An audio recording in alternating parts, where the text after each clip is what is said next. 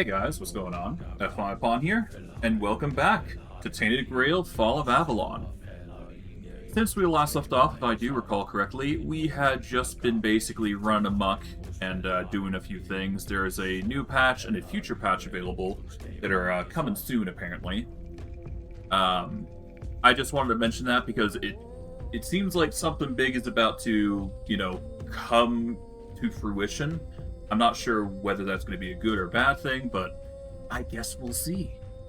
But ultimately, we've just been exploring the depths, and we're probably going to wrap up our exploration by making sure we get all the quests done if we can, and we'll just see how things go from there.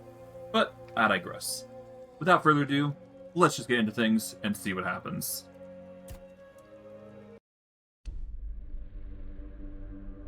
But yeah, for the recent updates that I can tell, we basically got a good upgrade on shaders. Specifically, I believe they focused on the DLC part of things, so that's going to be interesting to see what's changed and what hasn't, and we'll just go from there. But who knows? Who knows? All right, the dual knight cape. And the duelist blades seemingly got upgraded, though. Okay. Let's see. Increases stamina regeneration and increases crit chance by 10. It seems like I actually accidentally got a duplicate. Okay. And for the duelist blade, deals an extra 15% damage when facing only one opponent. Increases melee critical chance by 25, and critical hits with the weapon deal an additional 50% damage.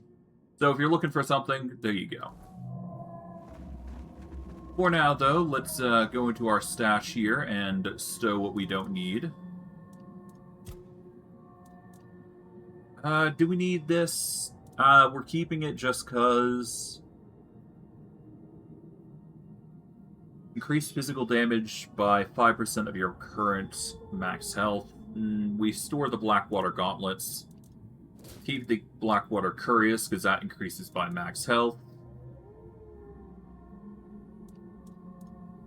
I mean, I guess I could optimize this immensely, so give me a second while I do that. First, we're going to do something that I haven't done at all. We're going to consume an Origin Potion, which resets all of our skills and stat points. There we go.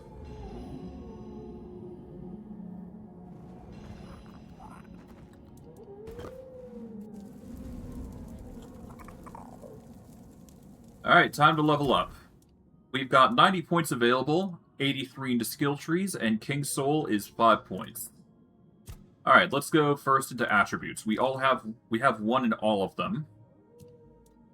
Let's first focus on what we are going to do, and I guess we should focus into, obviously, unarmed.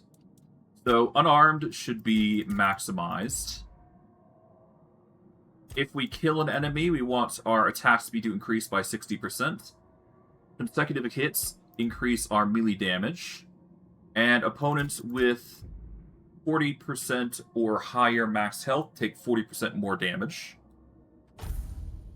We are going to immediately complete the unarmed tree there. Alright, Red Death. We want to immediately level all that up.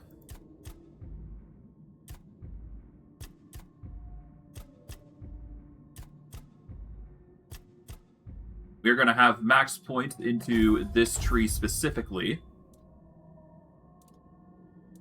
Alright, from there, I believe crit is most important, so we need to go into critical hits. We are immediately increasing critical hits. Every consecutive hit increases chance of a critical hit by 2%. This could be good. Increases critical damage. Yep, we want this. This will just increase our damage output, which is good. What else? We take the point here because we do want that. This will give us a 30% damage reduction against the next hit we suffer. We can get it so we increase our movement speed based on critical hits, but that's not necessary. We are going to heal 4% HP per critical hits. And critical hits have a 50% chance to apply bleed. That is a necessary upgrade. Now we just need an upgrade. We just need to continue upgrading our crits somehow. Attack speed would probably be the way to go. We do use a shield, so let's get... Yeah, so wielding a shield increases melee damage by 20%. So as long as we have a shield in our offhand, our melee damage increases, which is exactly what we want. Let's see. Reduces damage taken by 5% while shield is equipped. We are going to take a point here and maximize this. This is going to give us a 15% reduction to damage, which is what we want. We're going to ignore health for the moment, but I do believe I will need something akin to that. Increases physical damage by 1% for every 10 points of missing max health. No. No. No. What about stamina? I know there's something for endurance specifically that increases our damage based on our endurance.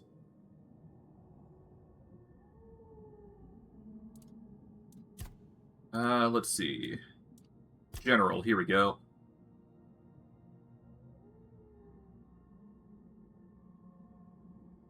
Increases physical damage by 1 for every 5% of missing health. Increases physical damage by 2% for each point of your weapon's weight. This is kind of pointless.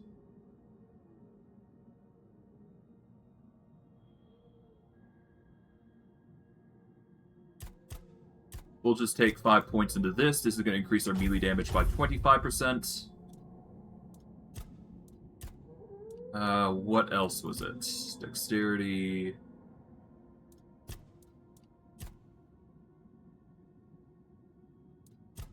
Practicality... Armor. Here we go. Armor was what we needed, right? Increase armor of your equipment by 8%. Endurance increases your melee damage by 1% per point. We don't need damage reduction based on our missing health. Increase our armor by 3. Deal additional 20% of your armor as damage when attacking with melee weapons. Or 60% in our case. We don't need the dash, invincibility.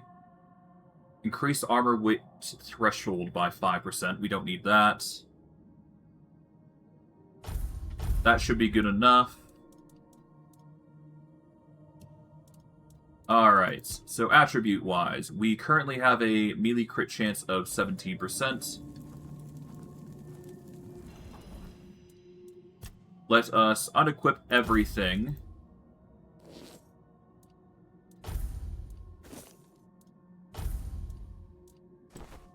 Alright, so we're going to be in our loins for a little bit. But I do want to make sure I've got no statistical advantage at the moment.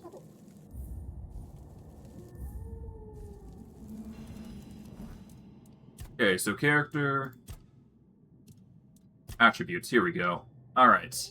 We currently got a melee critical chance of 17. We need to up this significantly. Now, for gear, if we were to... We'll wear this, because this is going to give us an extra boost to HP. This will be our gear set that we're going to be using. This will be our pants. I've got a choice between increasing physical damage or increasing armor by 20% of our perception.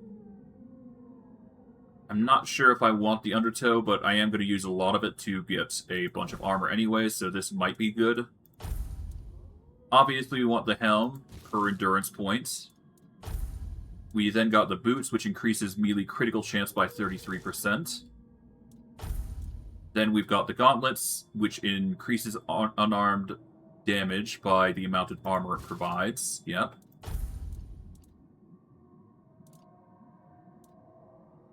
We then increase our melee damage by 20% with this amulet. We reduce the damage based on the creatures of Socorus.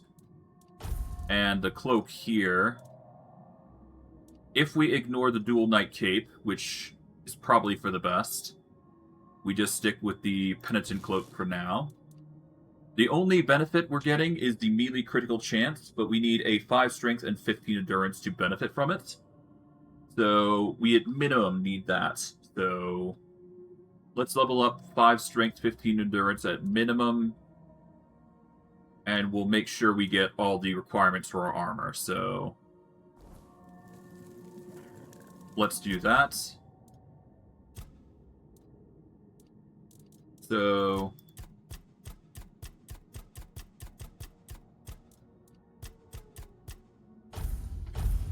we get a melee critical chance of 50. Alright, inventory-wise, let's see. We need 5 more strength for the chest piece. 10 perception. For the... We need 2 perception, 2 practicality. Alright. 2 perception and 2 practicality at minimum.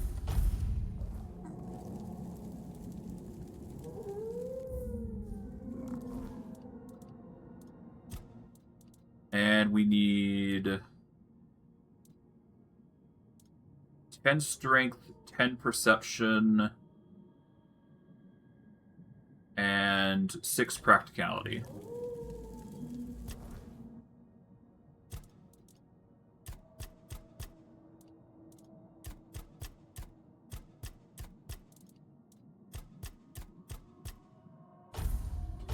There we go. We ignore dexterity completely, because we do want to just max out crits. So perception needs to go up by a whole bunch in order to get the... Oh, crit chance is at 0.5. Hold on. Oh, I see. So going up to 20 perception basically cuts it down to 0.5.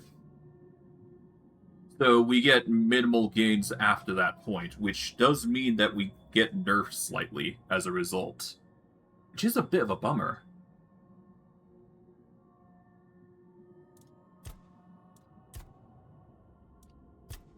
So I guess we go up to 20 perception. That, at the bare minimum, gets us to 69. Do we have anything we want to add to increase our crits?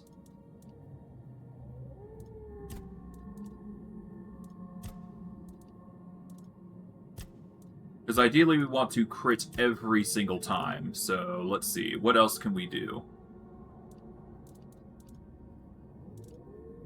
Blackwater Curious.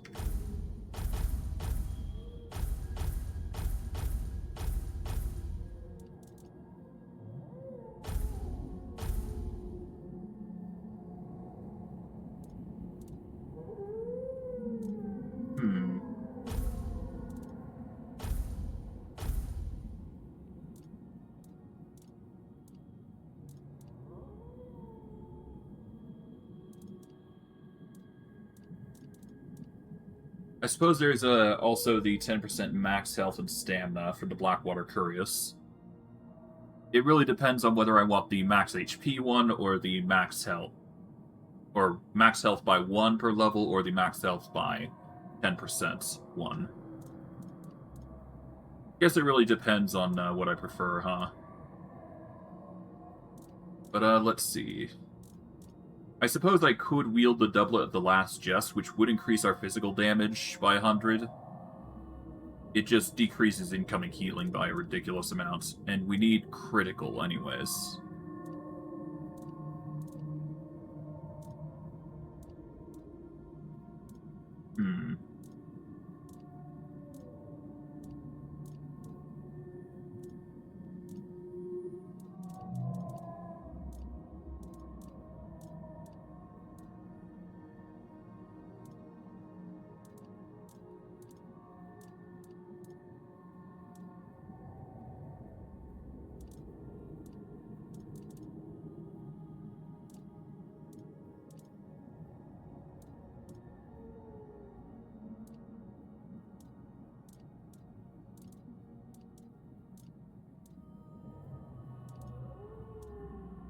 Not much in the way of crit, huh? And gloves we don't exactly want to get rid of. Pants we don't want to get rid of. Boots are obviously something we want to keep.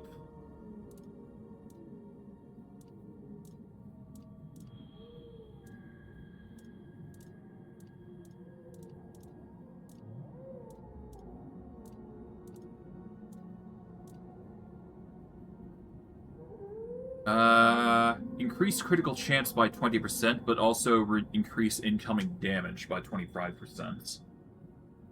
The Volker Berserker Totem would give us the crit that we want. But why does it... Hold on. One gives 15, one gives 20.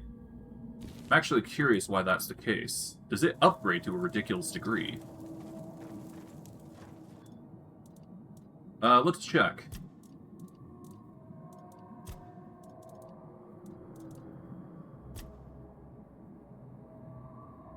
No, this is just specifically for the Volker Berserker Totem. Huh. Oh, and one of the Dual Knight Capes actually gives 5% more crits. Huh. That is a very weird situation there, huh? Okay. Obviously, we want the Blackwater Cloak, because this is just going to reduce damage by a set amount, which is actually really good for us. So I think we just do have to take the penalty and increase our perception by a ridiculous amount.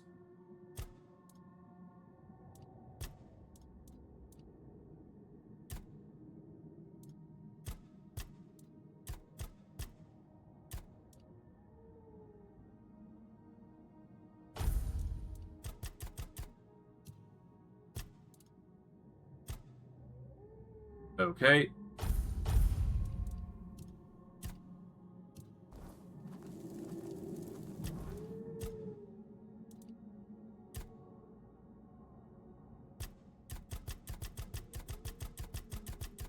How many points would it take to get this all the way up? Okay, even if I were to get to 63, I would not get enough melee critical chance to get that. Okay. That is a really annoying situation. So I'd need to find a way to get the crit up just a little higher.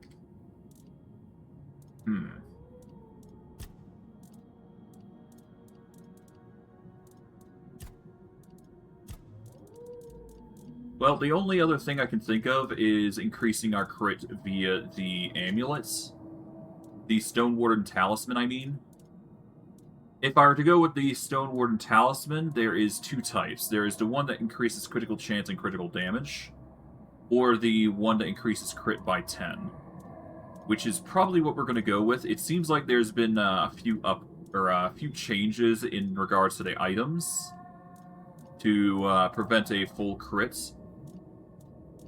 build. There is the Amulet of the Waning Moon that increases crit chance or crit damage accordingly.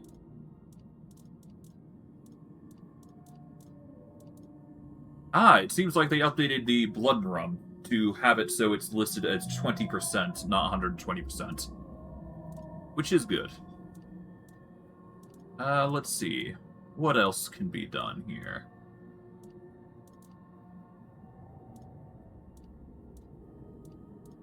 Increase incoming damage by 50% when stamina is below 10%. We don't get below 10% stamina often.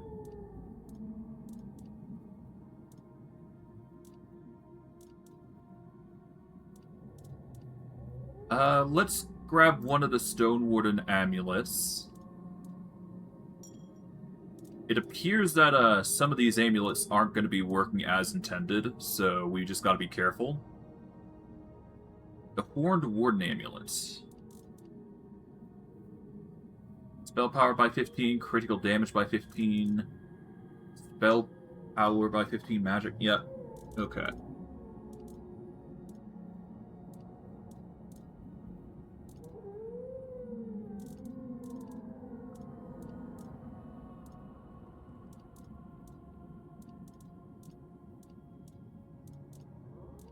Hmm.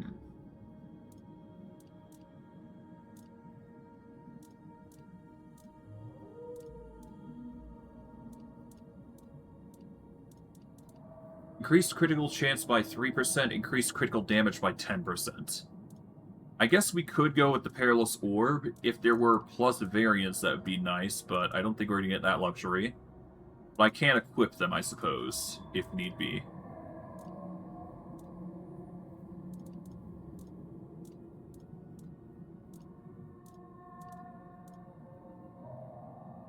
Hmm. Take 50% less damage from the burn status effects. Okay.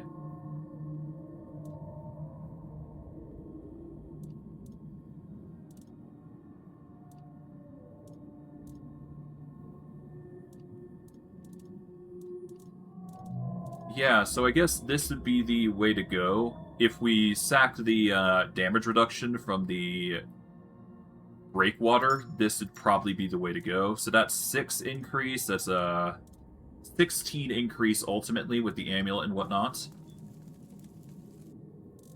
Which is a bit better than the alternative, so let's equip those. I could also wear the Berserker Totem at the cost of taking 25% more damage. But let's see how we fare with the Dual Knight Cape first. Oh, I can't... Oh, I lost it. Okay. Rip that, then. I can't wear that either. Oh, that's me putting it. Okay, hold on.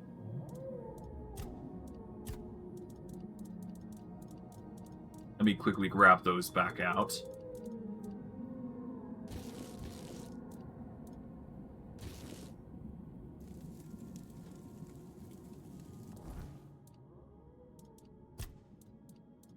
Well, better I do it now than later. Okay, so this will increase our crit by 10%. If we sack the 5% reductions, we can wear 2 Perilous Orbs, which will increase our crit chance by an additional 6%, as well as crit damage by 20%. 1 second.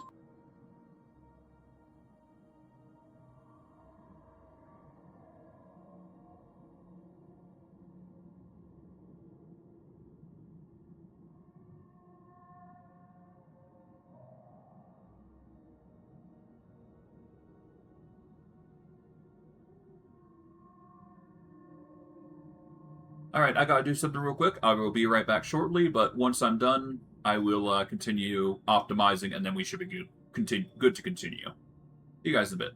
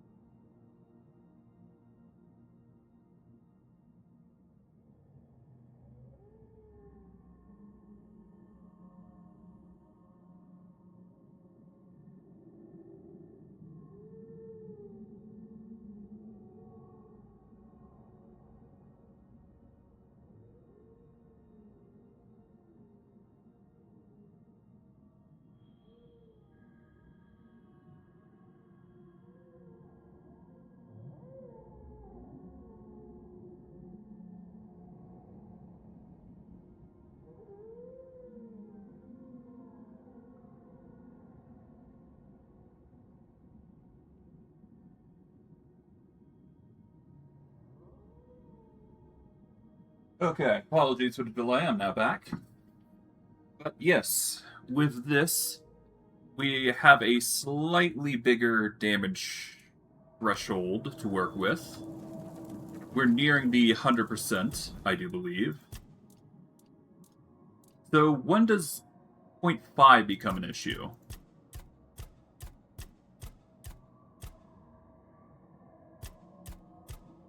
I assume at the 40 mark, yes. So by the time we hit 40 is when we won't be able to get more. This leaves us with a 5% crit chance threshold to work with, which isn't a lot, mind you, but it's certainly very close to what we're looking for. So we just need to cover the extra 5% with something. So, if we are to take the Perilous Orbs into consideration, we need to decide whether we're going to wear a Dual Knight Cape or not.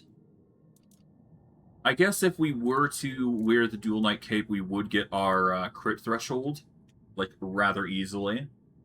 This does mean that the Penitent Cloak is useless to us, but we can, at the very least, get up to 40 without too much issue, and we'll be able to crit constantly. So as long as we get the 100% crit, we can basically do crit damage on top of crit chance, and then it just becomes good. Now, whether we can increase that by an additional 5% is another question. Can we do that in other means before we jump to a conclusion there? Let's see. No to that. What about dexterity? We can increase our attack speed, increase attack speed for each consecutive hit. Nope. Movements. Nope. Spirituality. Spirituality isn't really gonna cover, I don't think. Your max health is increased by 10% of your max mana. Mana regeneration is doubled outside of combat. Movement speed multiplier increases spell power by the same amount.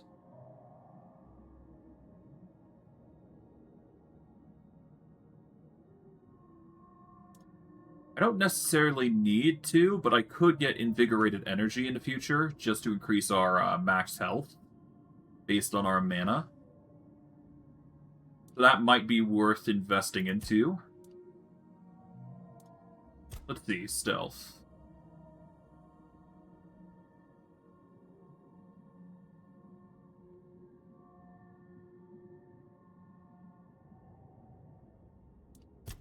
Practicality. Statuses, crafting and trading, healing.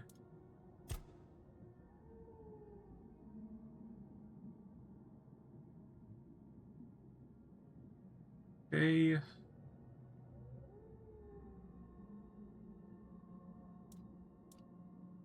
About armor.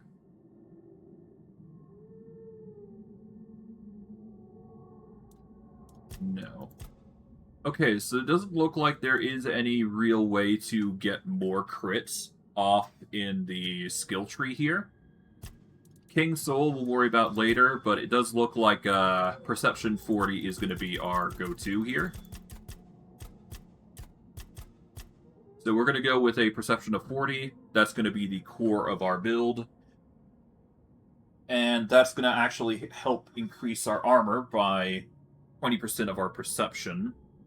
So going by that, this will increase by 20% of, well, our armor will increase by 20% of the perception for the leggings.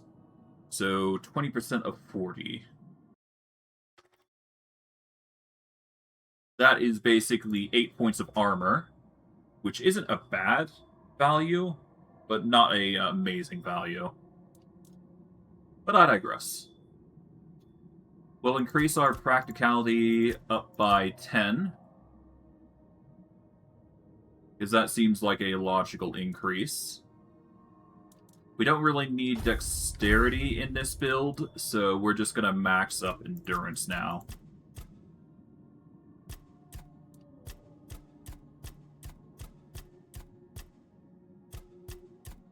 And that's going to give us a juicy 505 HP. It's going to give us an encumbrance limit of 495. And that's going to be our go-to. Alright, for skills here, really it just comes down to what we need at this point. Let's increase physical damage by 2% for each point of our weapon's weight, which I guess is only the shield. So that'll be nice to increase the damage based on the weight of that shield. When we're below a certain threshold of HP, that's not going to be helpful to us, so we'll ignore that. We don't use one-handed or two-handed. Shields are really the only thing we will use. We don't need to triple damage dealt by shields. We should probably focus on health now. Let's increase our max health by 10.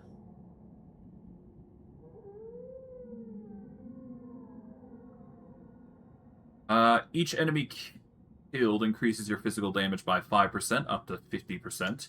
Healing resets the counter. Considering we heal every time we hit a crit, that's kind of pointless to us. We don't really need to increase our physical damage by a certain threshold for every missing HP we have, so that's kind of pointless. But the increase to max health is certainly better than nothing. Now, if I recall correctly, if we go into... Let's check healing out.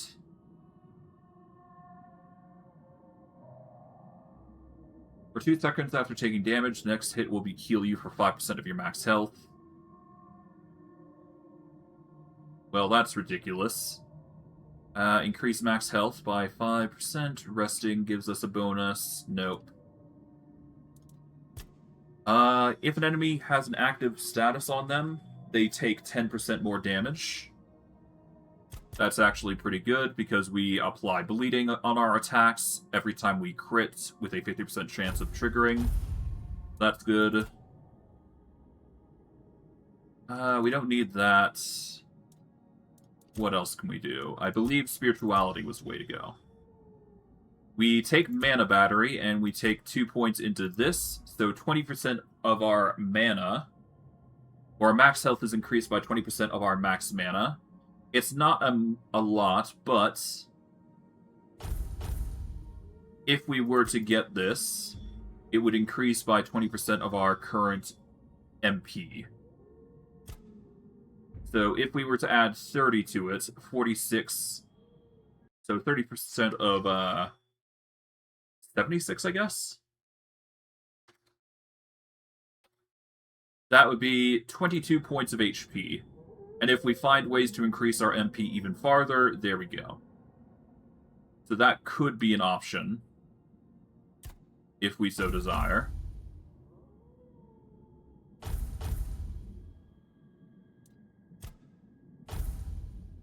Let's see, what else is there?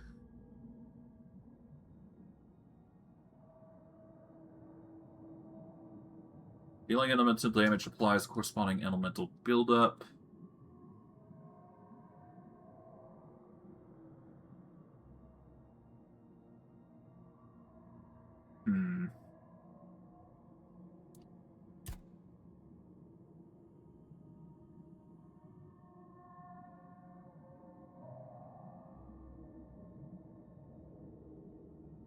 Each point in spirituality increases your summons, yeah. We could theoretically do a summon build next time, but we'll worry about that later. I guess it just comes down to personal preference here at this point, huh?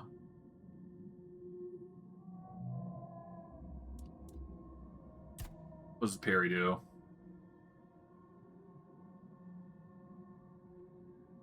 Parrying increased critical chance by 20% for next attack. I don't really like parrying. We could do it, but there's no need.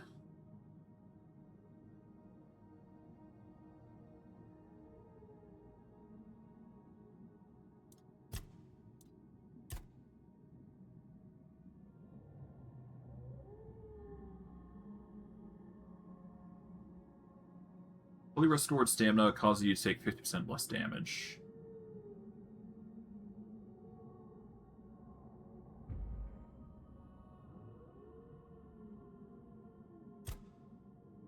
If we take this, this will increase our damage by 30% when we have full stamina, and every hit we do increases our stamina recovery.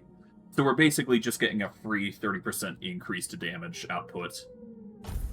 So that'll just have to do. And for King Soul, well, let's just go with the best increases.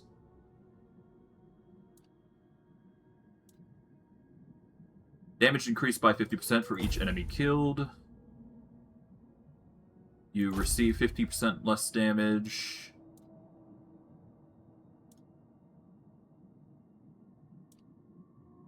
When using King Soul, a word shield collects 10%. No.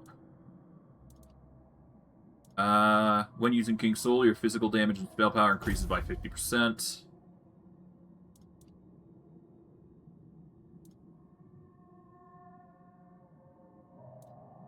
Killing enemies restores a portion of King Soul. Yep.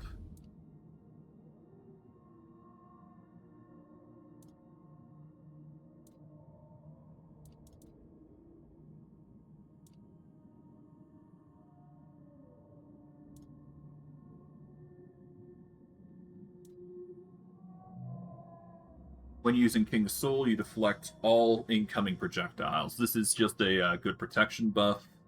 Not that we need it, actually. We actually want to take our hits, or take the hits, because we actually just reduce it to a negligible amount. Enemies take the amount of damage you have dealt to them when using King Soul once again after it ends. That's probably the way to go. Alright. Now all we do, really, is we could, in theory, sack these Perilous Orbs in favor of just wearing the Dual Knight Cape for 10 crits. And that would give us a staggering 105 crit, I believe, right? Yep, melee critical chance is 105. So we are guaranteed crits.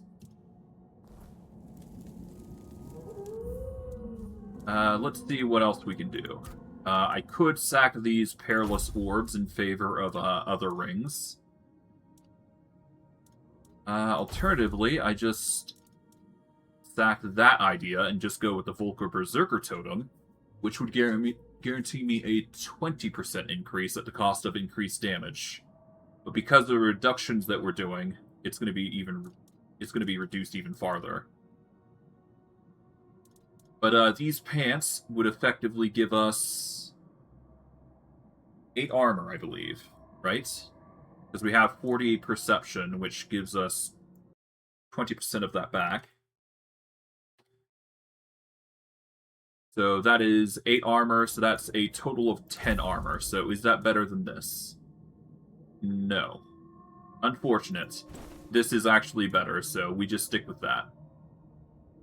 We're currently in a medium weight threshold, but that's perfectly fine. Because we'll basically live.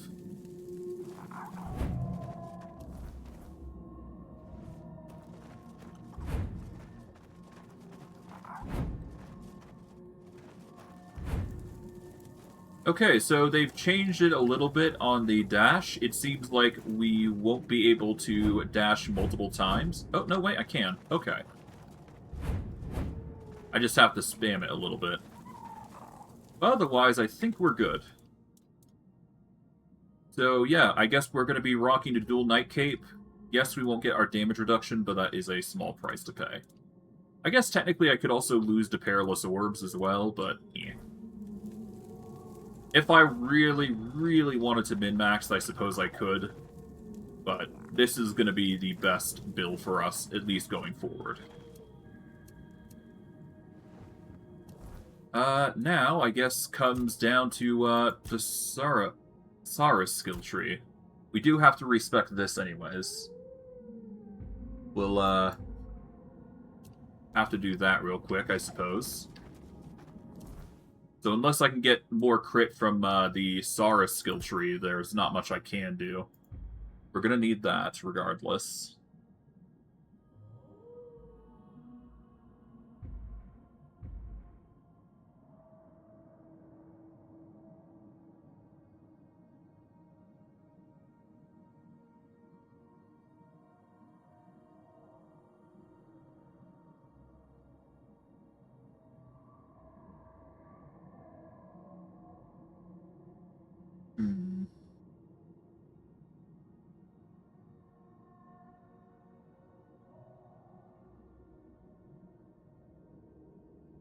Enemies take up to 33% increased damage based on missing stamina. We'll take that.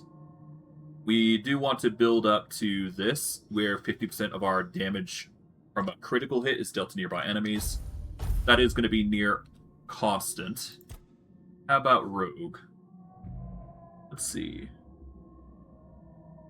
Each non-critical hit increases critical chance by 5%. We almost always crit, so it's kind of pointless.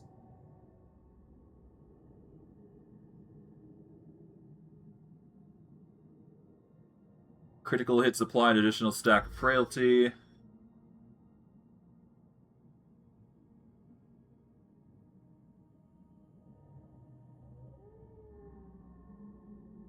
Dealing damage to enemy lowers their stamina by up to 10% of the damage dealt based on current stacks of frailty.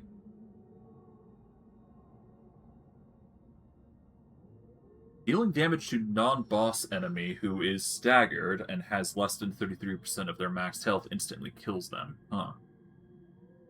Excess damage from a killing blow is stored to be dealt to your next damage done within 10 seconds. Okay. Ridiculous, but okay. Regenerate 2% of the last damage dealt as mana. Okay. Don't really do summons.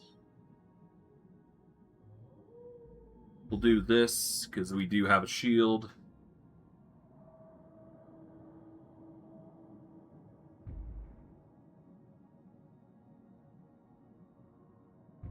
And that, there we go.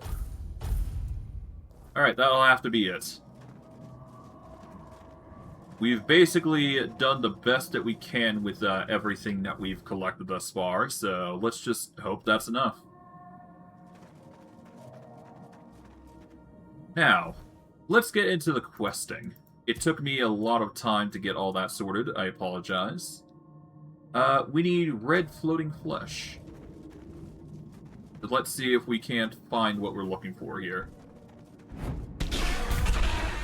Hey.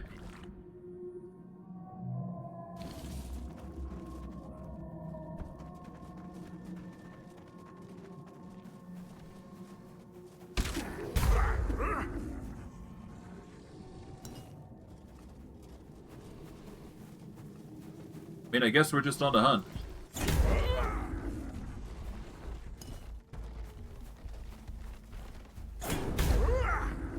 Oh. It seems like the wind-up actually gets a kill almost instantly. Huh. Okay.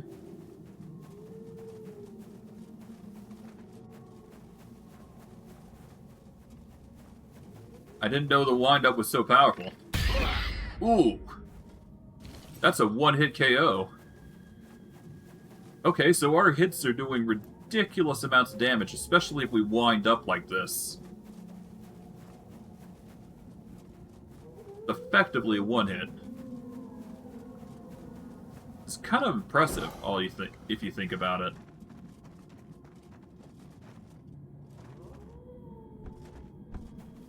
But holding it does seem to reduce stamina, so we can't really do that often.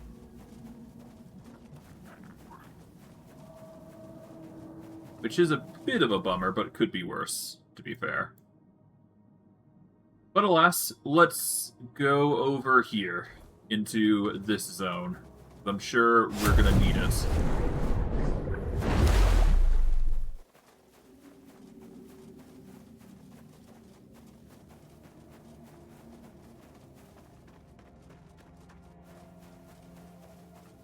Alright, off we go.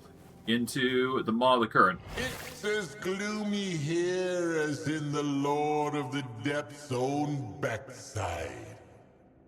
Amuse me. Give me your best knock-knock joke. Knock knock. Who's there?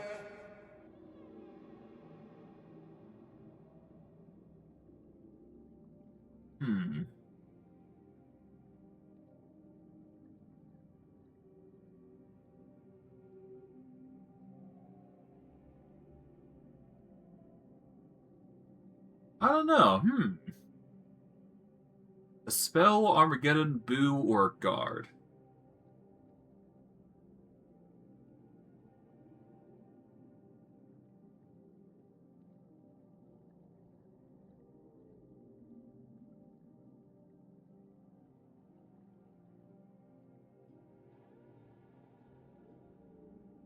You know what? Let's just do the classic. Boo. Boo-hoo! Don't cry about it.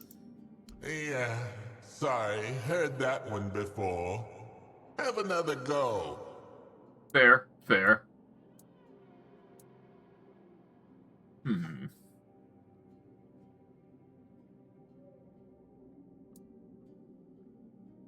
Let's go with a spell. Spell who? W, Stitch O. A decent try, yet I find myself unmoved. One more try. Armageddon. Armageddon who? Armageddon board. Not bad. Not amazing. Try again. Alright. A guard. A god who? Don't play games with me, citizen. Open up. Nice try. Give me another. A guard. This again? A god who? A guard who came from the village near the Horn to the south.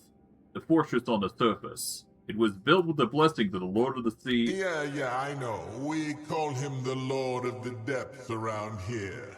So, what's the problem? The commander of the keepers, Fergus, always gives me a hard time.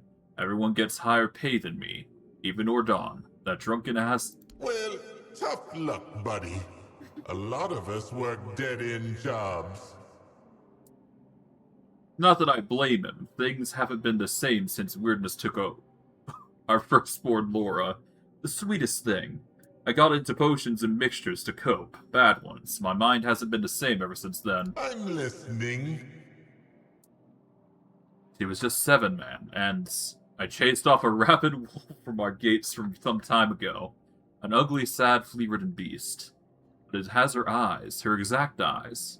I don't want to think about it, yet I do a lot. Oh god. My wife Sybil hasn't she recoils if I so much as brush against her, and I get it. Our intimacy used to keep me going. We were used to see the divine, and they're just sad sacks of flesh. Once that spark is gone, can you even bring it back? I feel my age getting to me anyways. My joints ache, thoughts don't come up as smoothly as they do. Everything is routine now. It's like I'm no longer consciously doing anything. Just reacting. I don't know. I used to have ideals, man.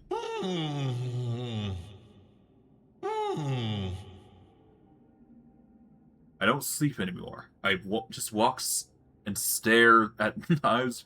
What is going on? High walls, deep rivers, bothering leave your own terms, you know. A traveling scholar from Camelot told me this. Tendency can be hereditary. The only joy I have these days is... Okay. La la la la la la la, I can't hear you. Good Lord, you maniac! What is your problem? I'm just a door, not a priest or whatever. Take that kind of thing elsewhere. What's your damn problem, God? Oh, I was out on patrol and thought I smelled something fishy.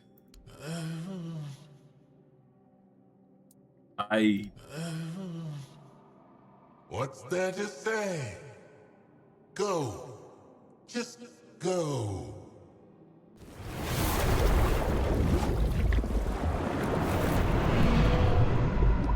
Fair. Fair.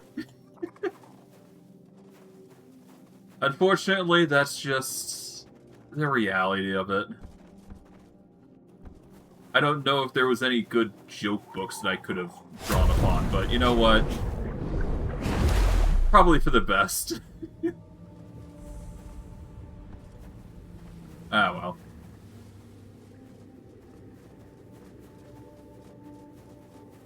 Can't please them all. Oh, hello. A mortal? All the way down here? Oh, has the sea finally answered my prayers and sent me a savior? What do you need saving from? My name is Enfys. A part of me is being held captive by a vicious scourge of the sea known as Charmer Glynn. His reach is wide, and his crew is large. He stole it. He stole my heart, and he decided to keep it for some nefarious reason.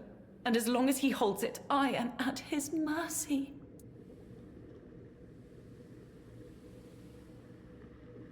Glynn has your heart. Just a piece of it, but that's enough. I wasn't always this monster. I was once just a human girl. A girl who was betrayed by the one she loved.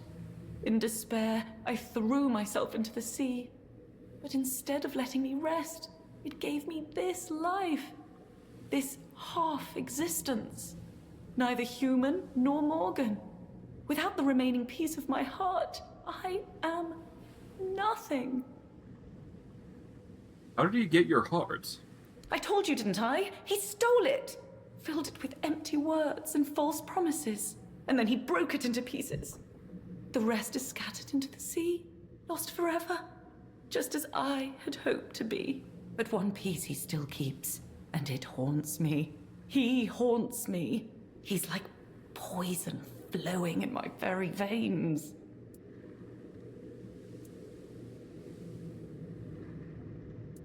Wait. So the two of you knew each other before?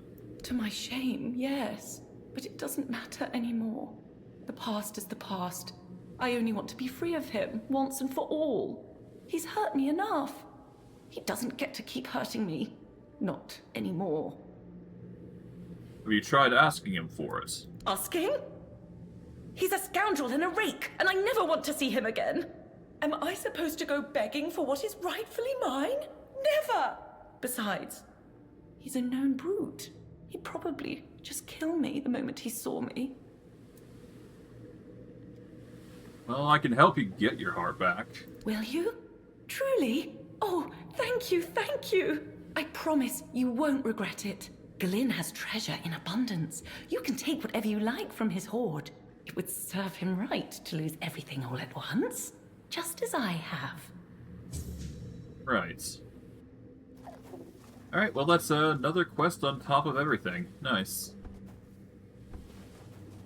Well, we got a lot to do, so it's no big deal if we have to do something else on top of it.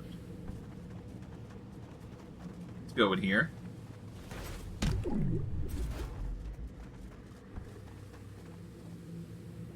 A bit long for a alcove. Get the wave guard. Berries to make the target wet. Interesting.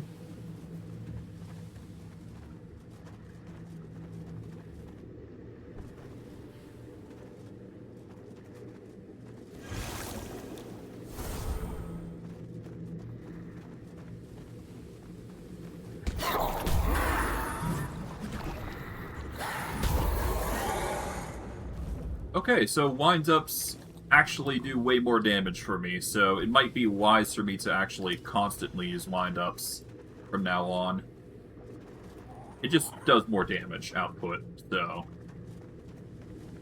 that might be our way forward. Possibly, I don't know. Food for thought. We get the Shipwreck Cove. Of course, we got this place, wherever it is.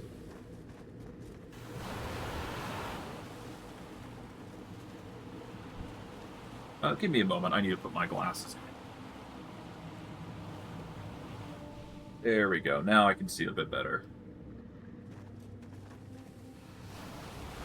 Or at least it'll let me focus a bit more. Here we go.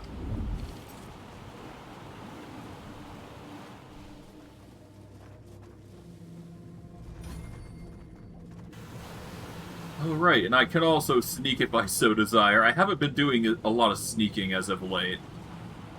Although, then again, I haven't been trying to be a sneaky, sod, have I?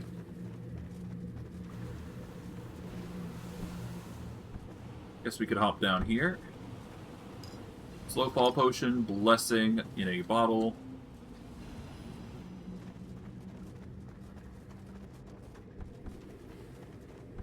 Okay.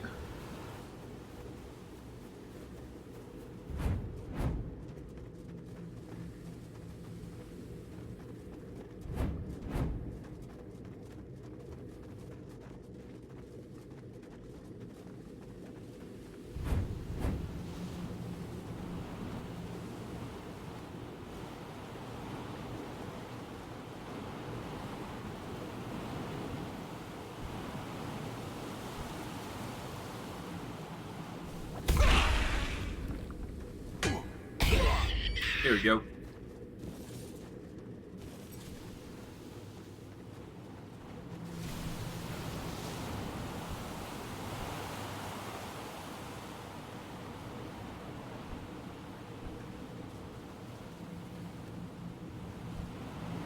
Oh, hello. Letter sent in hope. Okay. Another bottle to add to the mix.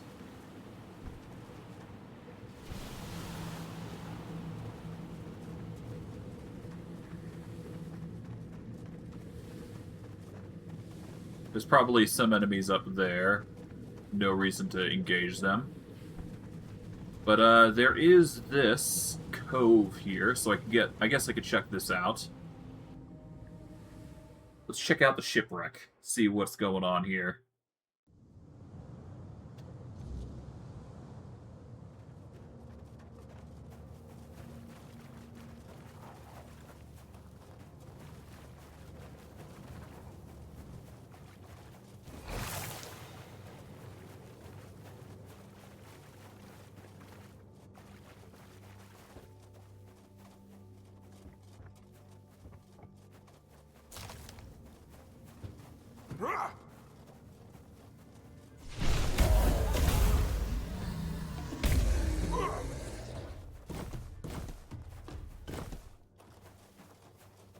Okay.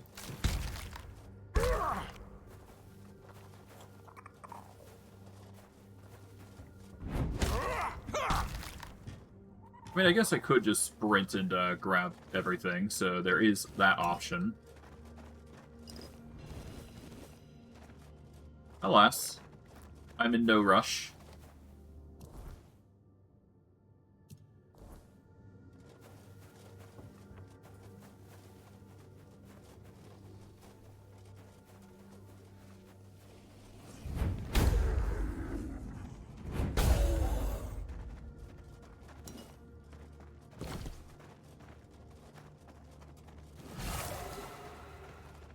Okay, so far so good on the collection part anyways.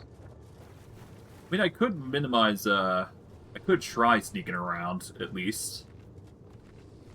But, yeah, no.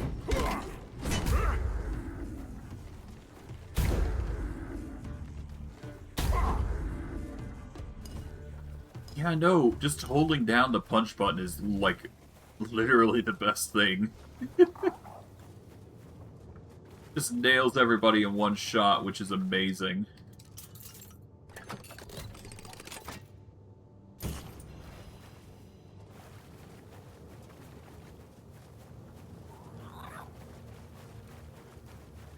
Nothing there. Can I get under here? Yes, I can.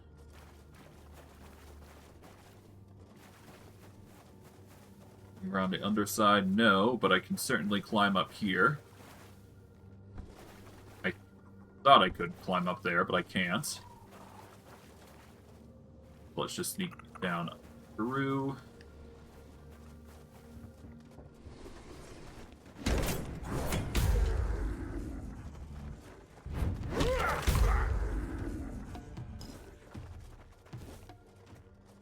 Well, at the very least, one-shotting is very much in the potential future.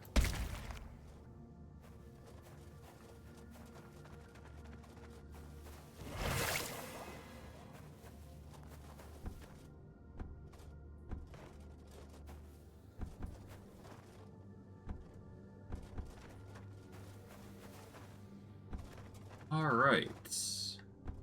Anything down here? Yep. Grab that.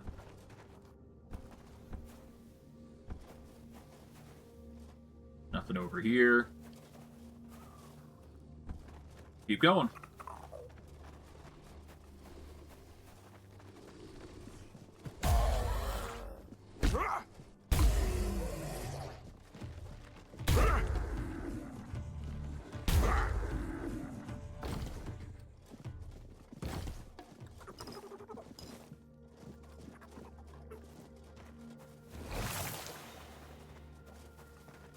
Nice. Making easy progress all around. Can't complain about that, that's for dang sure.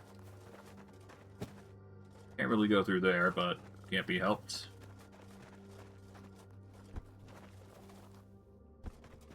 Let's go up here, see what's what. Can't go through there, but we can certainly clamber our way up and above here.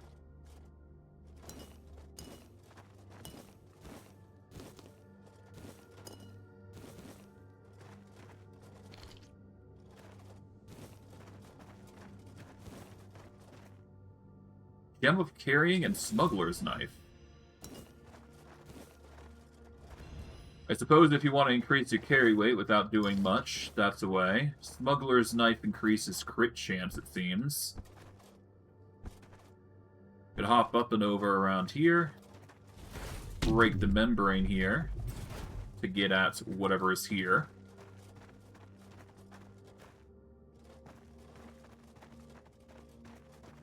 First, it doesn't look like much, but there's probably more to it than that. Yeah, you hop down here, I wager. And you're given the Endless Dirge Boots. You leave behind a trail of poison. Huh. A wild, possible build. I suppose if you're doing status effects, you could, do that.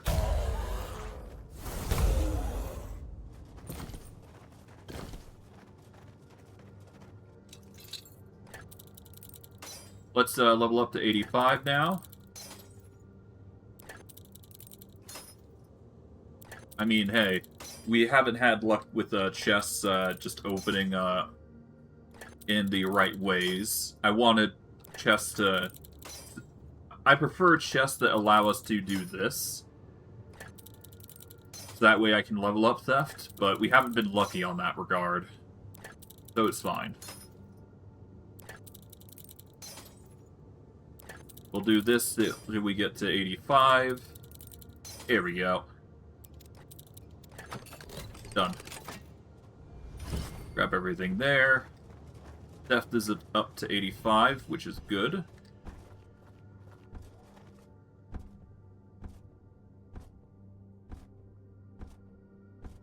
Now we go back.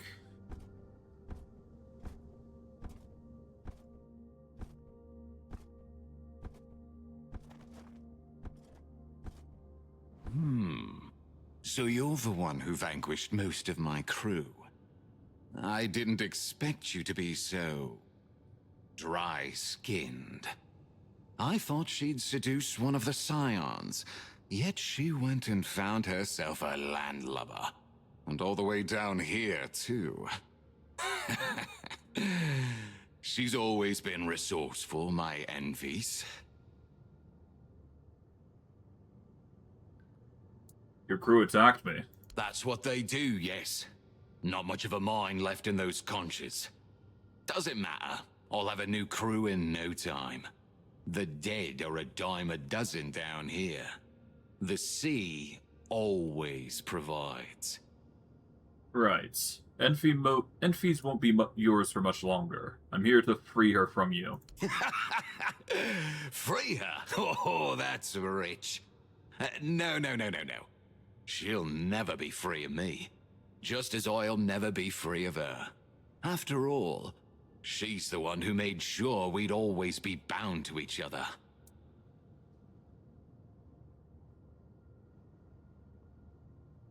That's not what she told me. She seems afraid of you. Ah, Enfys.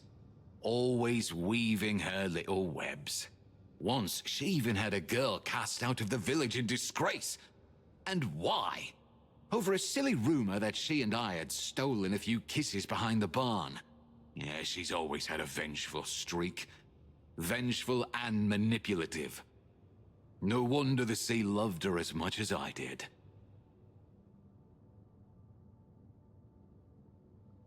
But were you unfaithful? Well, the world above was like a garden, full of flowers waiting to be picked. And yet Enfys was always the most alluring of them. The one I came back to every time. But amusingly enough, no. That time, the rumor wasn't even true. That doesn't explain anything. Doesn't it? Then perhaps Enfys has found herself the perfect fool. Enfys said you stole her heart. I never stole it. She gave it to me. Bitterly, but willingly. A piece of her heart, locked in a ring that once meant everything to us both. She may have thought I discarded it, but she was wrong. Well, she wants it back now. I know. And I'll give it to you. No need to kill me over it. Just like that. Just like that. Truth be told, I've grown rather fond of this existence. I have my ship, a crew at my command. I'd rather not throw it all away over an old flame. Besides, those grudges have simmered long enough. It's time to let them go. There's something you're not telling me. Of course. And a great deal of it at that. I have centuries of tales to tell, but I doubt either of us wants to waste time on them.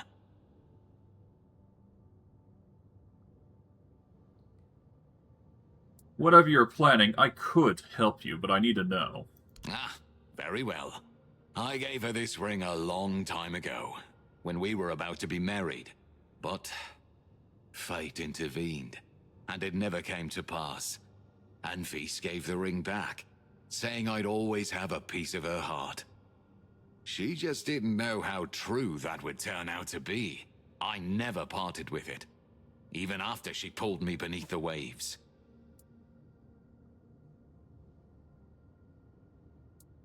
Fate intervened. Yes, in the guise of an angry father who demanded I take responsibility for a girl who was not Enfys. I don't need to spell it out, do I? Enfys didn't take it well. She gave herself to the sea. Yet the sea loved her as I did, and claimed her as its own. Why do you want her to have the ring back so badly, then? Because it belongs to her, of course. And we belong to each other. She always wanted me to understand that. Now I finally do.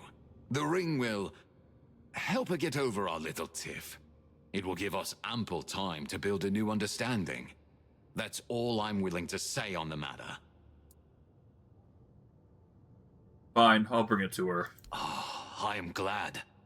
Come back when you succeed, and we will celebrate. Let's see how it comes to pass.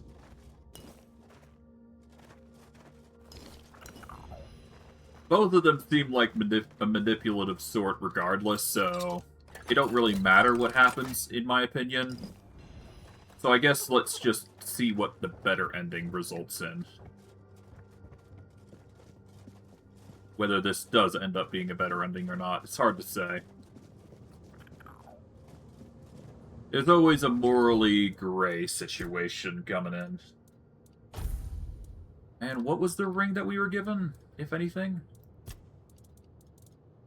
Enfys heart.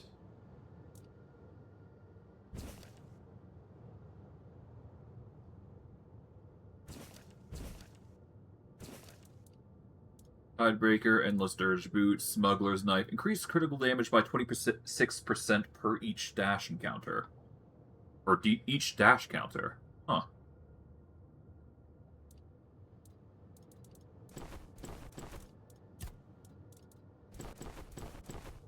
I don't need those fisherman tunics, so we'll just ditch them.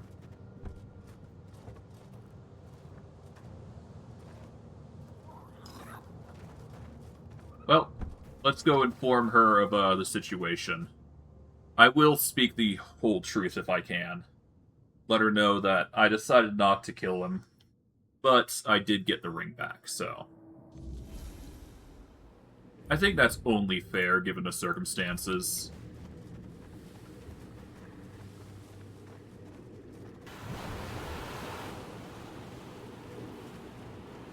And I guess we'll see what happens.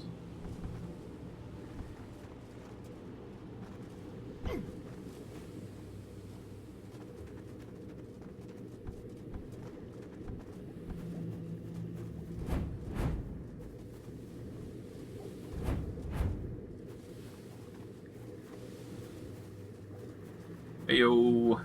You return, as if the sea itself insists we keep meeting. About your heart. Yes? What is it?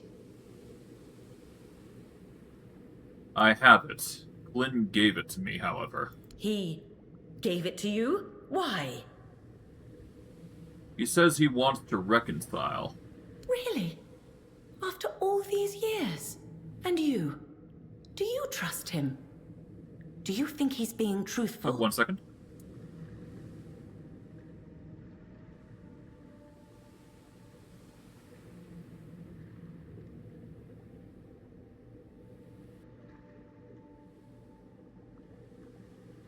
Honestly, given the circumstances, I think he is being truthful.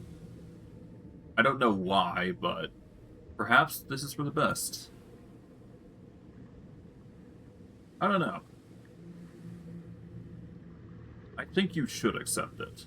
It's been so long I can hardly believe it.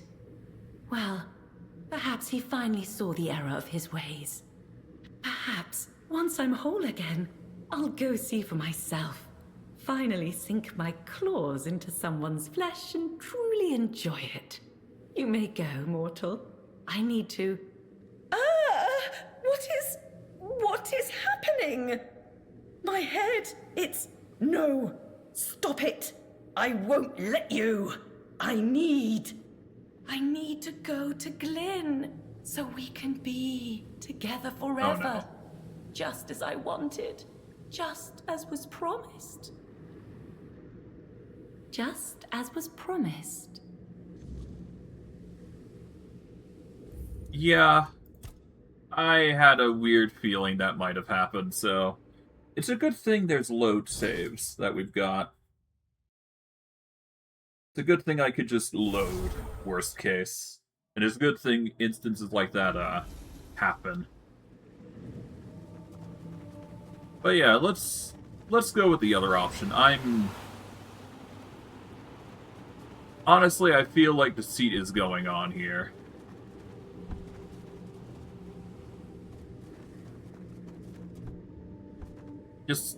It feels too suspicious. Both of them are deceitful as hell, but I The digress. sea brings you... About your Yes? heart. He gave it He- to me. He says he wants to Really? reconcile. And you? I think he's up to something. You probably shouldn't accept it. But it's my heart, and it's right here. I don't want to give it up. Why do you think he's up to something?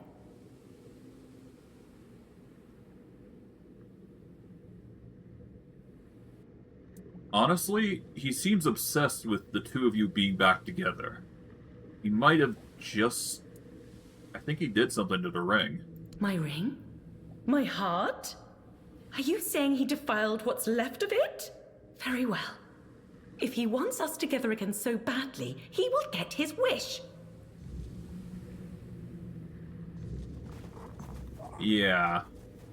I have a weird feeling that he did something with the hearts.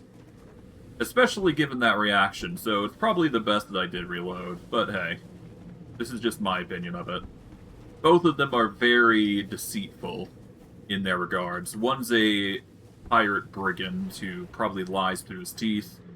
The other is a vengeful woman who just wanted her heart back. But yeah, I can tell the obsession grows strong with the two of them. So I guess let's go see what happens between the two of them. It'll probably be a gruesome end, but better in the way I think.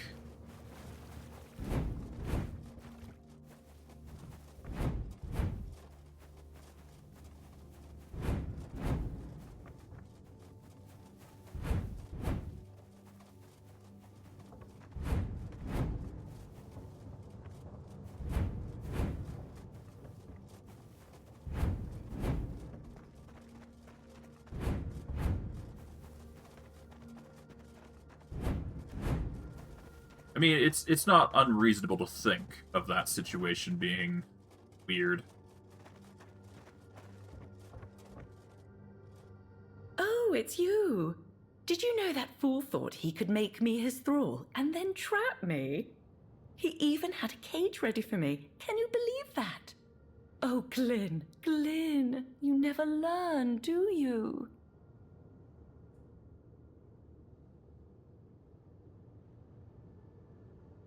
What have you done to him?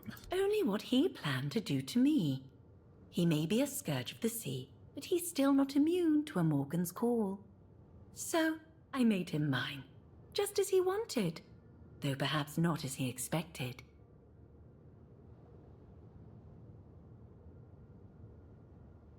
You two truly deserve one another. Ha! Don't be ridiculous. That stupid fish had never deserved me. He's only lucky I was generous enough to heed his wishes. Aren't you, Glyn? This is horrible. Both of you are monsters. I should have killed you both when I first met you. He wanted to do the same to me, and I'm the monster here? And to think I was ready to reward you for your help. Fine then. Suit yourself. Glyn, kill the mortal.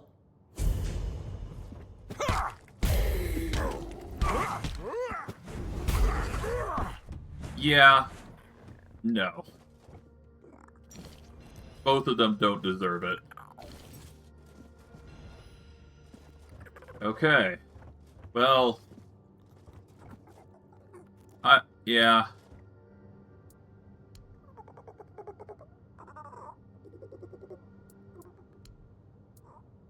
Here you go.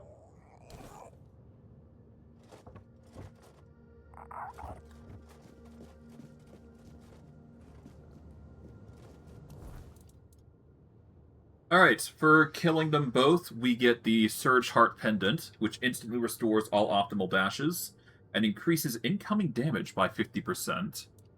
And we get Heal Gnawer, which light attacks apply 1 stack of frailty to enemies' hits, whereas heavy attacks apply 2 stacks of frailty to enemies' hits. Neither of which is good enough for us, but hey. We've made our decision on what's gonna be going on there, so yeah.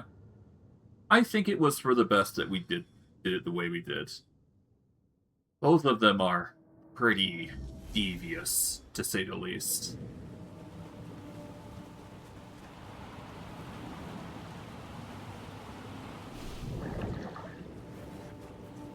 Okay.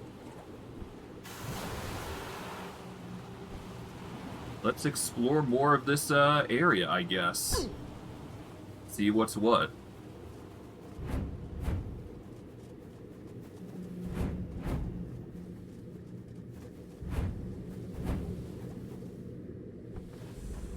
Oh. A Kelpie Shrine. Check this out.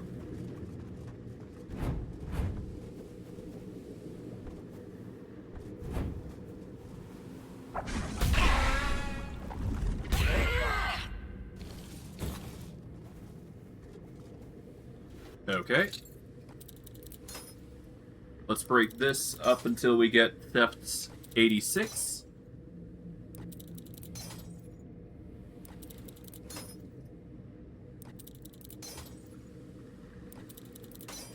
Shouldn't be too hard to get all that to 86, really. It's just a matter of breaking lock after lock after lock after all.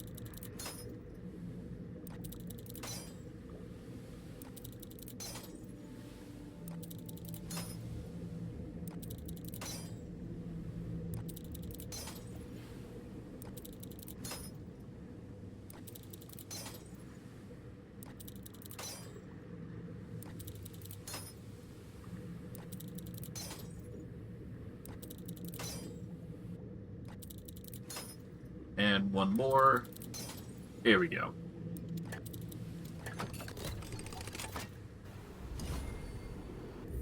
Let me check something real quick. 1 second.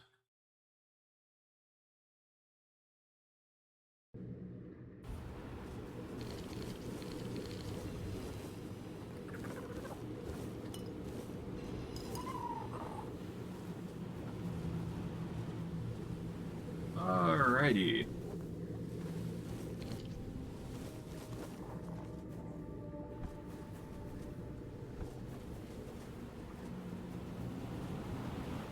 We'll go up here and take these guys out. Nice try.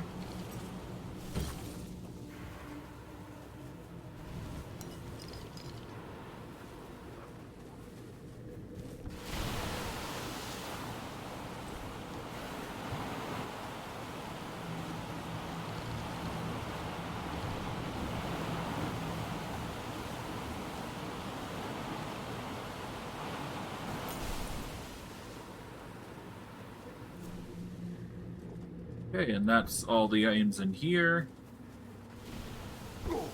Alright, let's go check what these horses are, because these look interesting. Because it looks like horses anyways.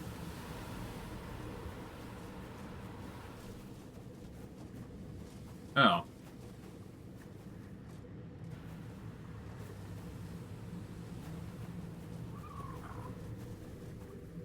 Let's save here. There we go. Hello. Please, be careful when you approach the Kelpies. They're not used to your scent. You wouldn't want to startle them. I'm Ondira. I keep watch over these beautiful creatures.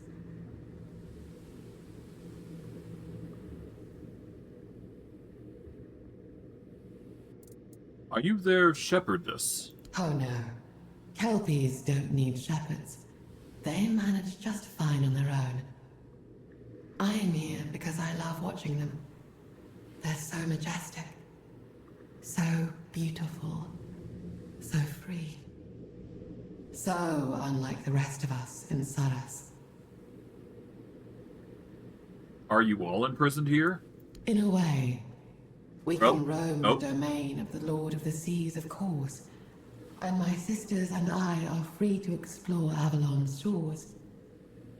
But still, I can't shake the feeling that we're caught. Could you stop pushing me? There's nothing for us beyond the sea. Kelpies don't care about any of that. And that, to me, is what freedom truly is. What are Kelpies? They are everything you see, and everything you cannot perceive. They are the current and the wind on the sea's surface, the storm and the serene depths. They are all they choose to be, and they want for nothing more. They are happy.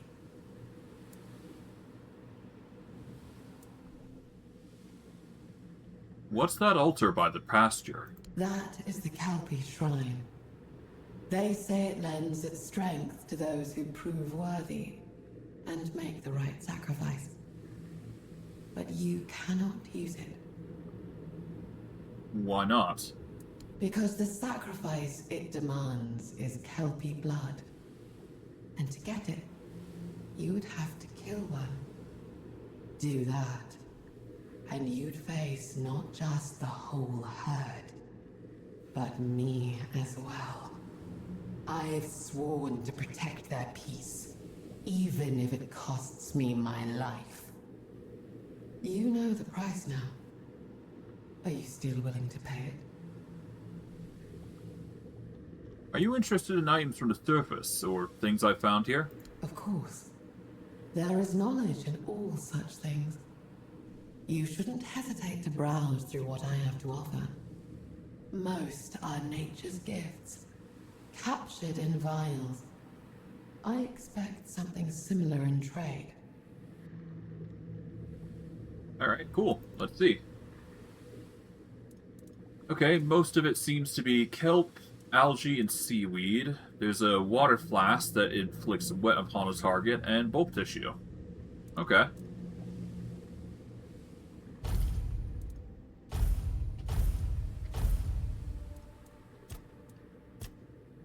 Let's sell all garbage.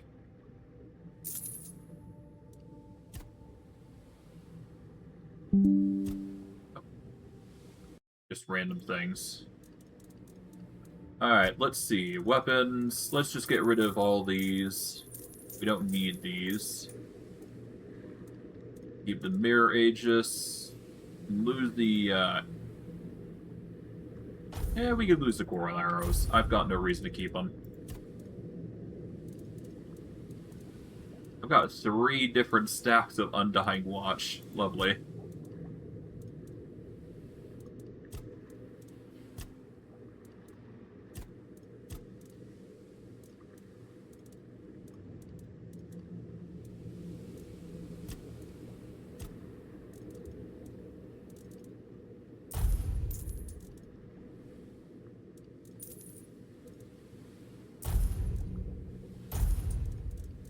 Alrighty.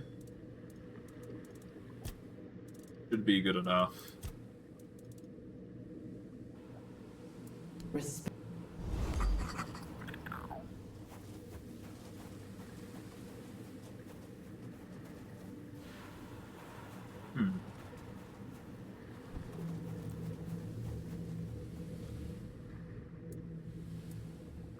In exchange for taking one out, we get 20 max health if we just get Kelpie blood. But in order to do that, we need to kill a Kelpie, which I guess we'll have to see what else we can find. We don't necessarily have to kill a Kelpie here, we just need to find a Kelpie somewhere. But having 20% extra HP isn't a bad thing, but we'll consider that option worst case in the future. If we kill a stray Kelpie, then we're good, I guess.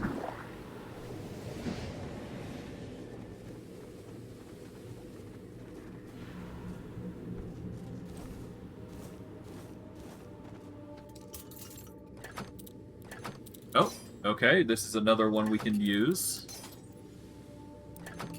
Let's just break all of them into getting an 87 theft. It is a bit of a long turn, but it can't be out. It's the best that we can muster in this instance. Takes a lot of lockpicks, though. We're probably going to have to go back to the surface eventually to get some more lockpicks, but breaking them never hurt anybody, so let's just do it. Besides, every lockpick we break, we reduce our carry capacity by a small margin, so it's nice.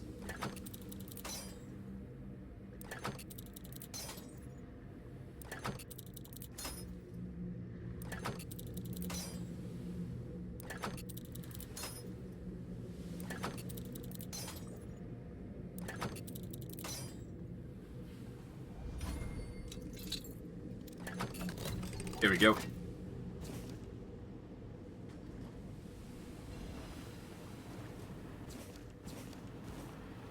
Okay, sea leads brew and head above water.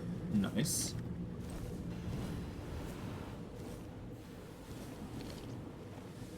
Alright, let's read our recipes here. We've got another book here that we can read.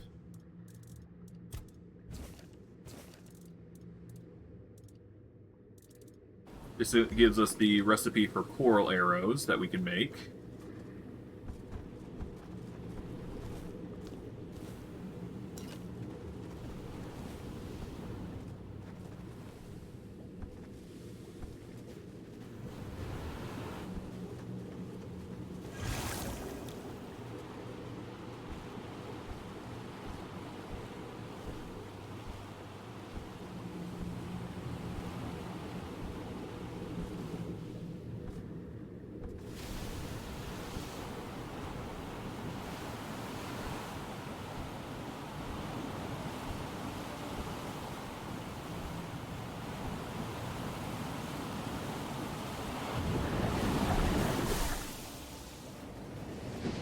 Okay, let's go over here.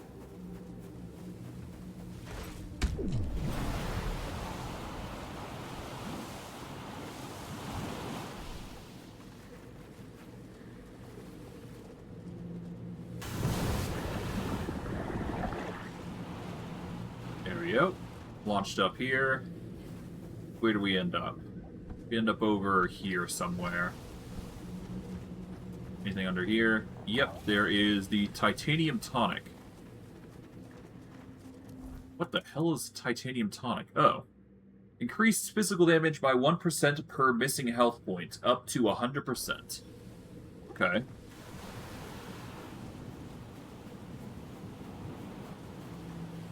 There's the steamy cave. Anything over here? Nope, just a way to get into the steamy cave, basically. And then, of course, there's these whale caps.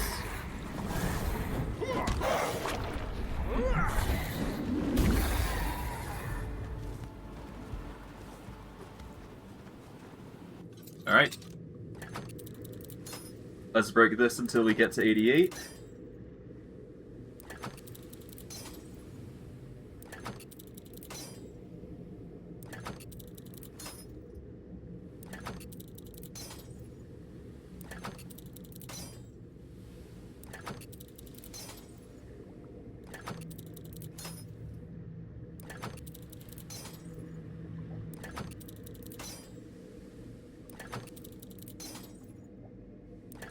Gonna take a bit, but, you know, that's just how it goes.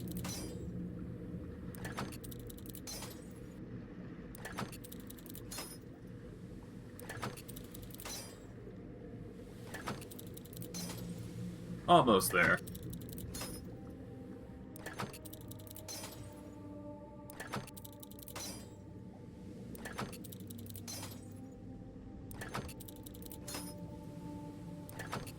And there we go, 88. Boom. Alright, let's go back in so we can actually see what the steamy cave has to offer. Take that, mine light water, okay. Into the steamy cave we go. Let's see what the steamy cave has to offer. Amid the mass.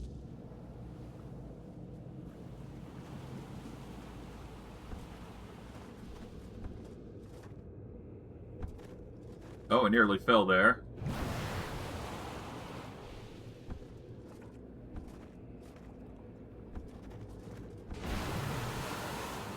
Carefully maneuver here.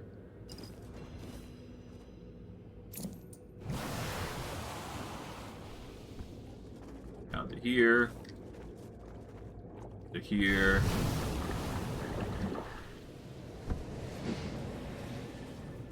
Hello.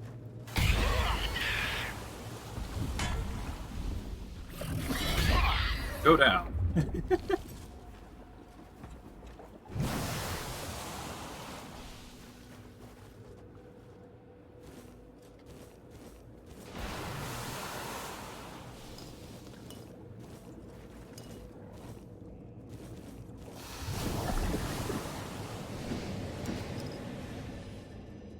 Okay.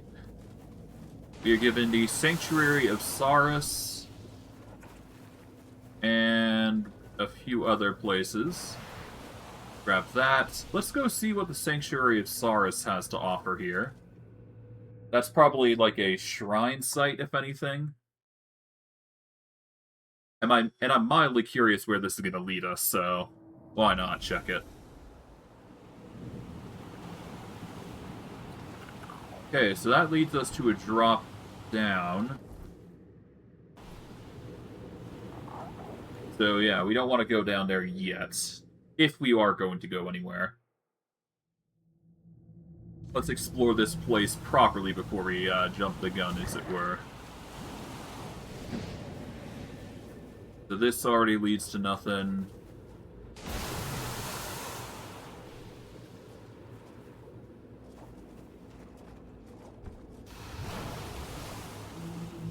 Okay, what's over here? Can't reach that. But, good to note that it's there.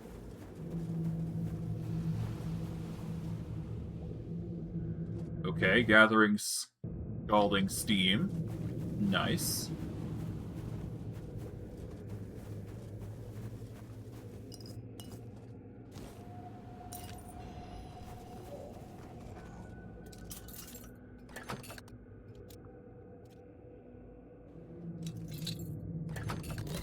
Oh, okay, so it's one of those chests. Wither and Wane.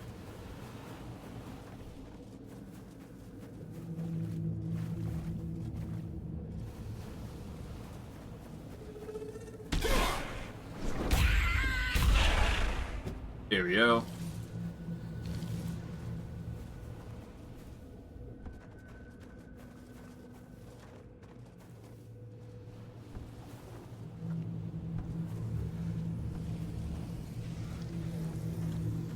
I guess we hop down here.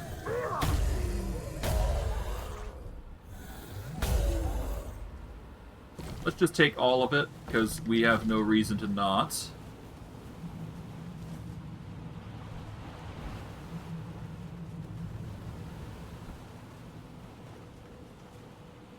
Where do we go? I mean, I guess this way sounds like the reasonable choice, because we did see a chest that was up on a cliff side. So it might be wise to go there.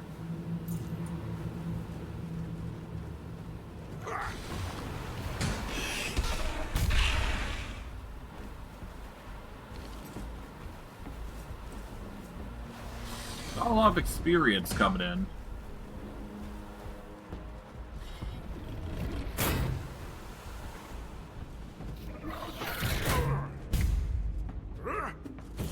At least the treasure is worth it to some extent, I should say. Although, we are definitely going to need to increase our practicality at some point. Here we go. This should be good to get us to level 89 easily.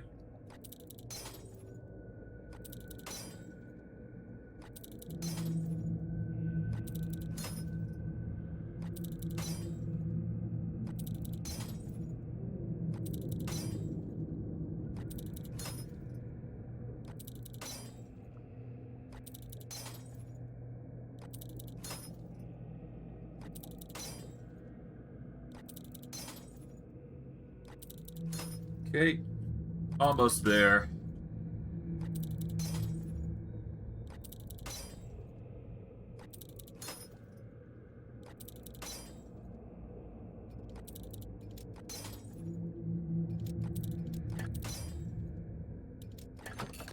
There we go, got it.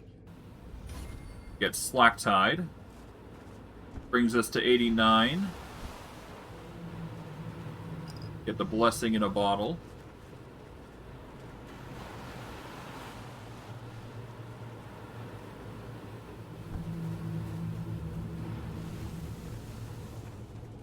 Okay, we go here, grab the gills of the deep, allows us to breathe underwater for 30 seconds. Take the scalding steam.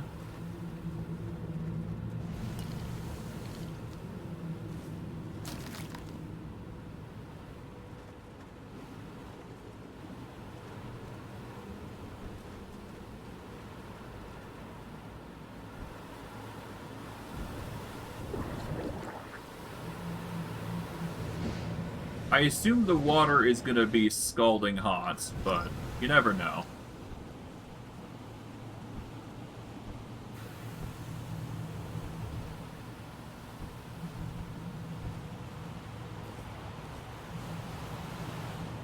Yeah, I'm taking damage by standing in it. Although, I seem to be fine despite that. I've got such a high damage reduction that it don't matter, I don't think.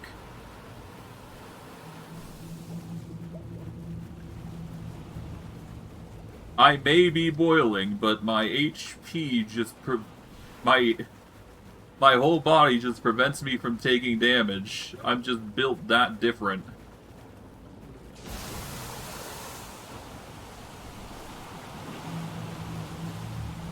Me as I casually wade through boiling water. Alright, this is our level 90 that we're getting.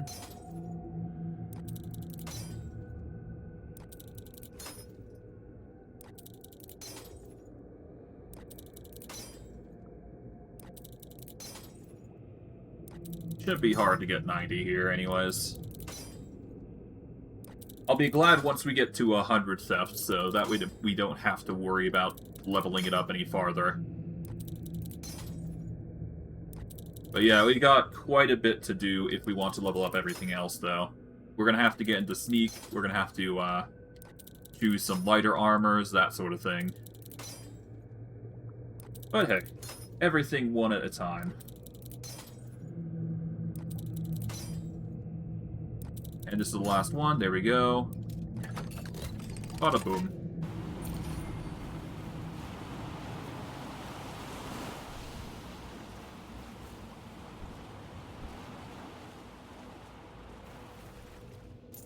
Yoink.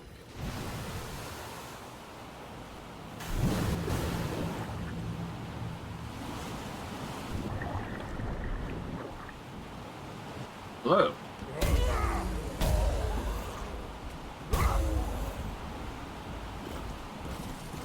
I'll just grab everything while I'm at it. No reason to hesitate.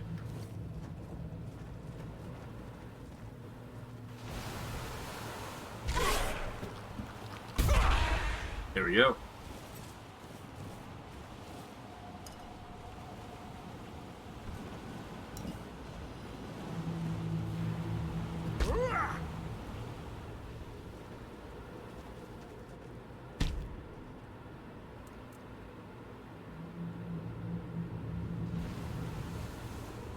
I feel like you can mine through that, but I'm not 100% certain. I don't think you can, but...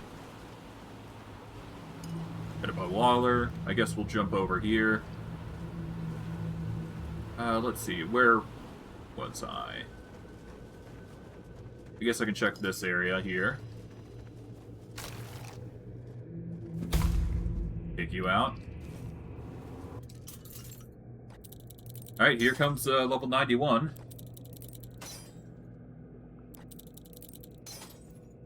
I'm glad we came into a area here that has a whole slew of chests.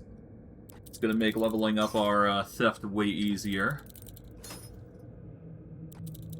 Now, assuming we get, like, a level per 20 lockpicks, we should be able to level up our theft up to the maximum relatively easily.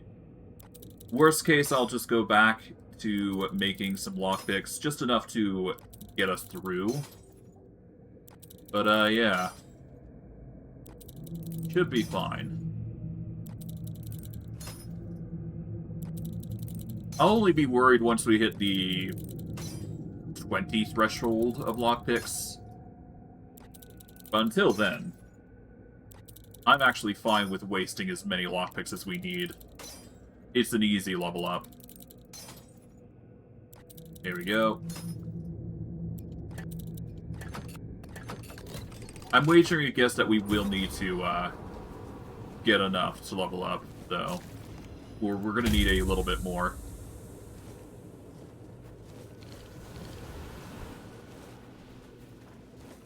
At least that's my hunch.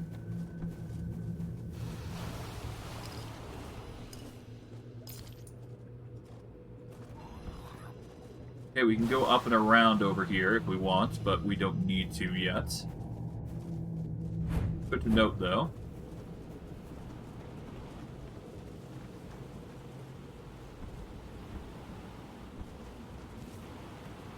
Let's hop down here. Because I do want to take this guy out. Yoink. Bulb tissue. Looks to be something over there. It's around here.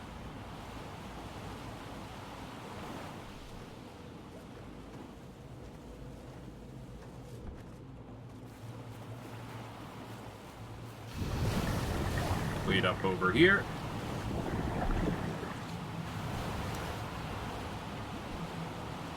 Okay, there appears to be something on this side.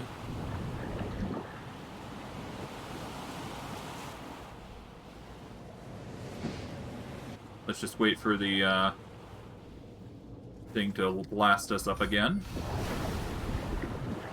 It seems like if we wait in the scalding water, we can level up our armor values, so that's something worth mentioning. Technically, I could also use enemies as a means to get block. So it's not like I'm in a rush to get everything set up.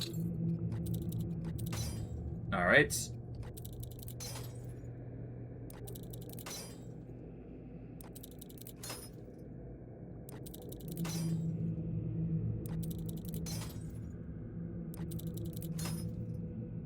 Alright, let's get to 92 theft.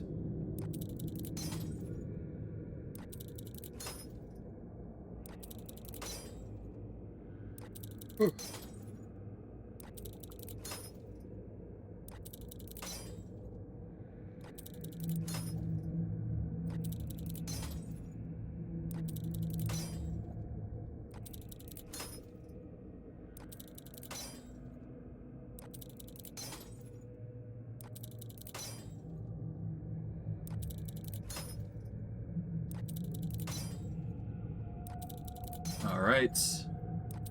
Almost there. And one more, and that gets us to 92. There we go.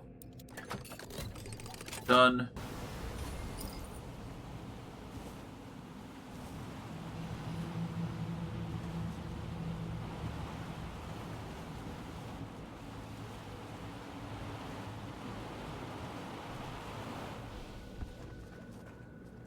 What else is there? There's this.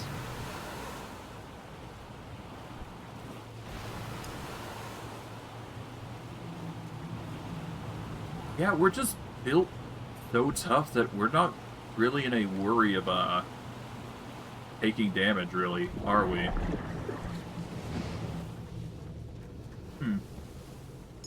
Play steel animates. All damage you deal is now considered what? All damage you deal is now considered cold damage. Cold damage chills enemies based on the amount of damage dealt. Okay, interesting. So this would effectively change our damage type to cold, and our cold damage would chill enemies. I really want to try that. So we're going to actually equip that. Yes, it does mean that we sack the 10 crits that we get. But honestly, that's not bad. Let's see. We are brought down to 95 crit chance, which is a bit of a bummer. But at the same time, it could be worse. Now, where was I? So that's where it came out of. We went around all the way to here. Oh, it looks like there is something over here, though. Break this membrane. We get the Keelar and the Butcher's Tool. So in our bag, the Butcher's Tool restores 25% health, or 25 health, rather, after killing an enemy. The Slacktide attacks have a 5% chance to apply slow for 3 seconds, and critical hits have 33% chance to apply slow instead. An Arcane Seed increases spell power. Okay. A small little increase, but it's increase all the same.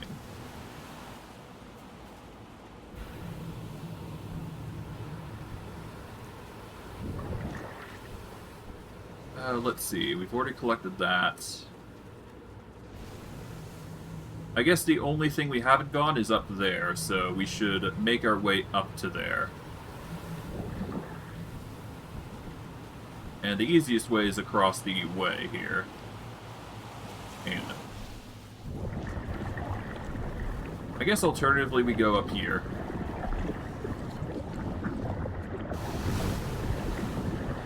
There we go.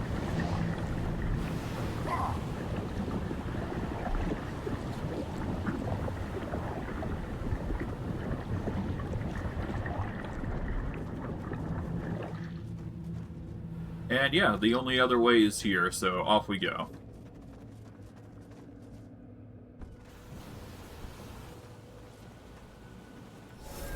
Good day.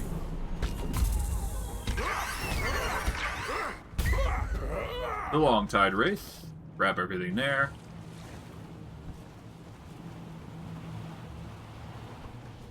Just casually dousing ourselves in hot water.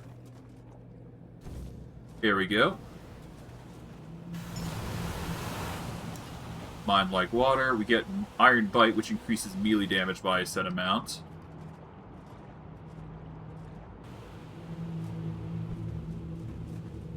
The water is making us take damage, but honestly, we'll be fine.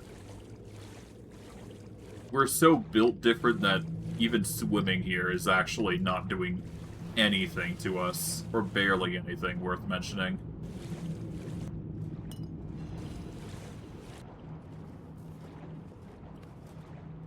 Just a quick meal is enough. And hey, we, yeah,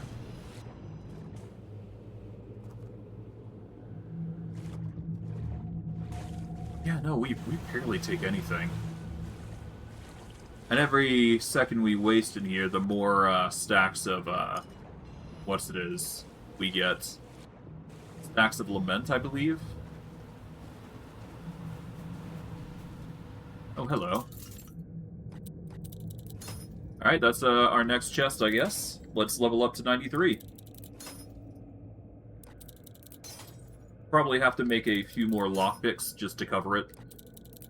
Or the rest, but we'll make do.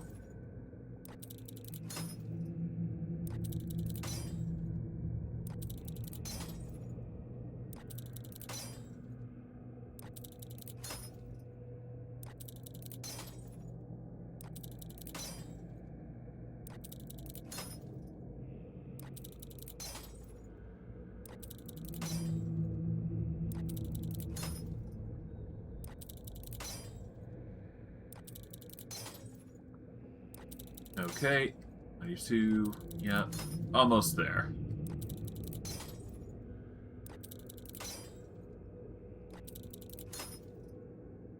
And one more will be 93. There we go.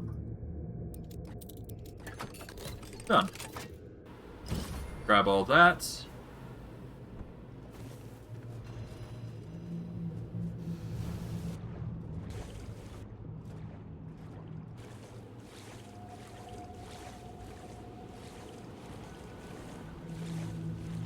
I guess technically if you wanted to grind armor levels, you could just bask in this water and just take the damage over time. It would constantly tick over, wouldn't it?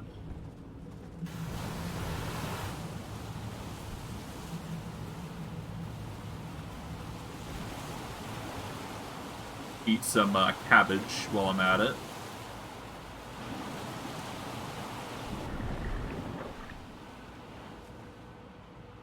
Okay, we've already went over there. Guess technically we can just drop down. And quickly hop over here.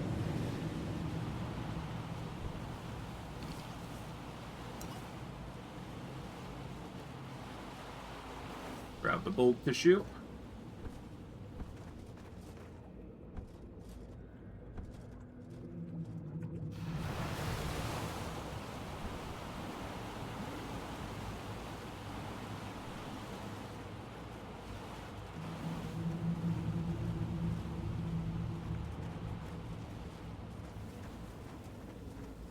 Drop down here. I guess that's pretty much it, isn't it?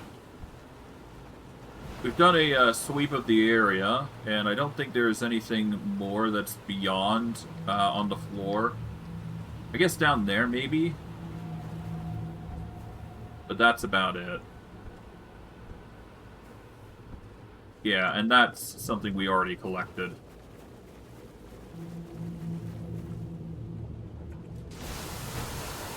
Okay, nothing over here. Just gonna wade through the hot water just to see if there's anything else. There might be this. I guess I could check that. No, I've already been here. because I already went up and over. There is this. But, you know, immediate unlocks.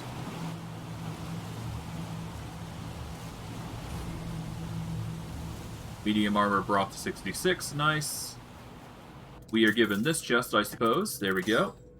We've got ourselves 94 done.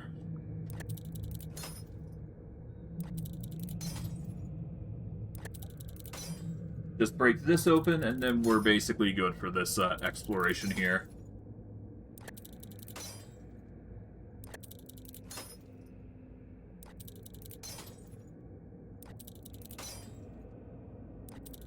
Yeah, I'm kind of glad we have so much HP.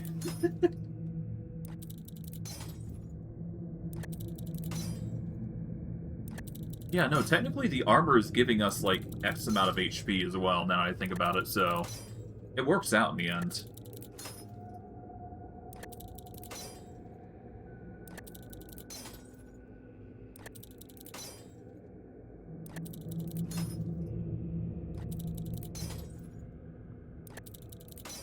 And one more. There we go.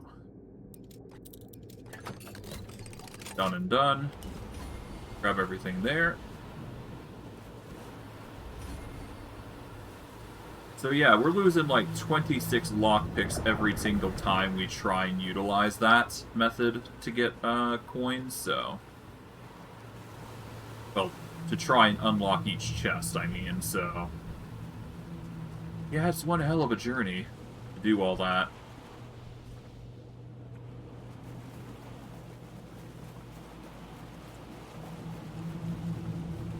Alright, let's get going. I don't think there's anything else in here, so let's just get out of here. And given there's only one way I know out... Well, technically there's two ways. I'm going to use the other optional way that's given, and we'll just go from there. But hey, Scalding Steam.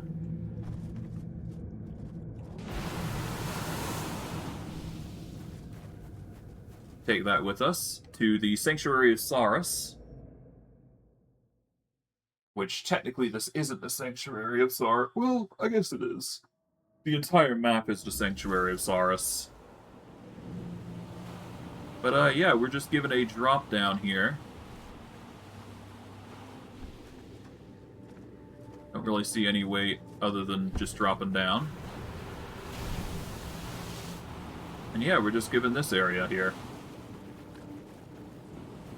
Okay, let's get out.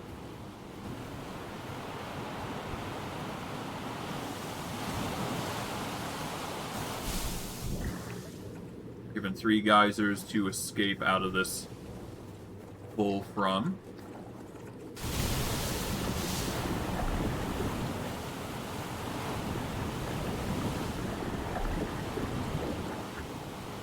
Drop down to here.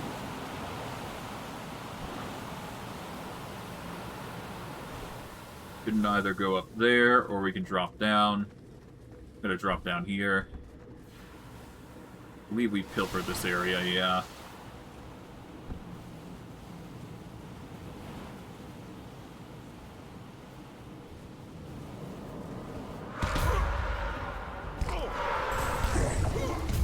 Take on the Drowned Knight. We're actually doing cold damage on top of our bleed, so there you go. I was right to equip the that amulet that converts our damage to cold. It's a weird reaction from an amulet, but considering we crit with our melee attacks, it's not a bad thing. It's just unique more than anything.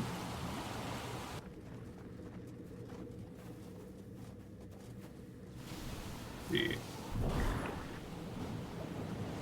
Okay, wait for this to pop back up. Here we go.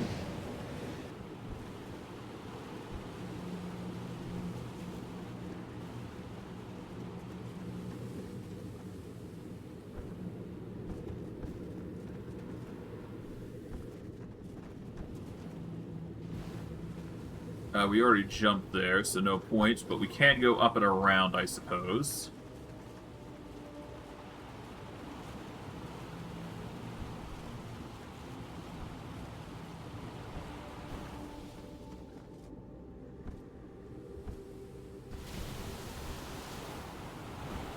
Fill up there, but we don't need it right now.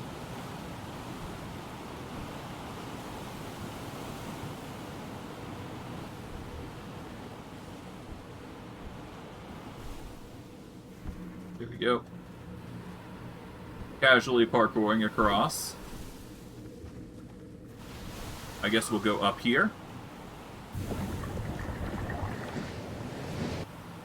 This leads us to the cave. There's a lot to this specific area, I must admit.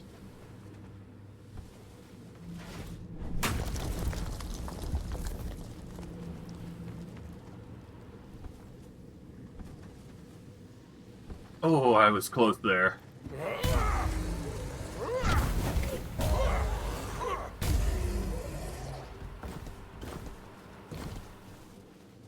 Yeah, that was a close drop from just being dead.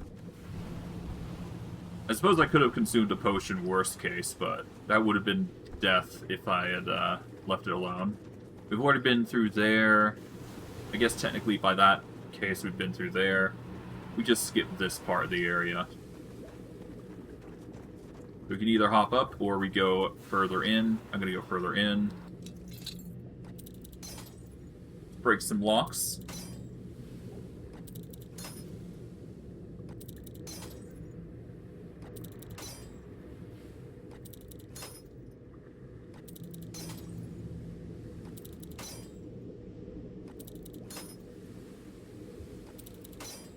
Here we go. Okay, we're running low on locks. I'm probably going to have to warp back at some point, but it's no big deal. I'm kind of surprised there's only one waystone in here. I guess it's meant to encourage exploration, but at the same time, you'd figure there'd be like a waystone once for each area. I don't know, it just seems weird. Oh well. I guess in a sense it does make sense, though. Because this isn't the territory Arthur usually proclaims, so... Perhaps it's just a thing of location more than anything. I don't know. It's hard to say. It's either we go down or go up. I'm gonna go up.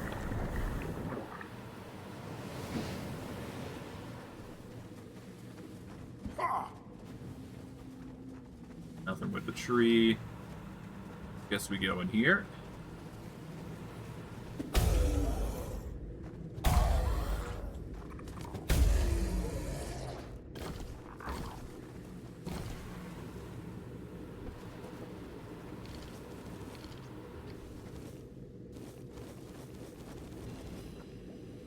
Okay, we got Kelpie blood by some miracle. Okay.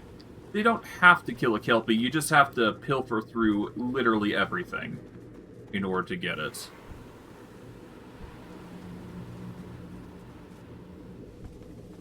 So yeah, if you search around this particular area, you can get some Kelpie blood free of charge without actually having to kill a Kelpie.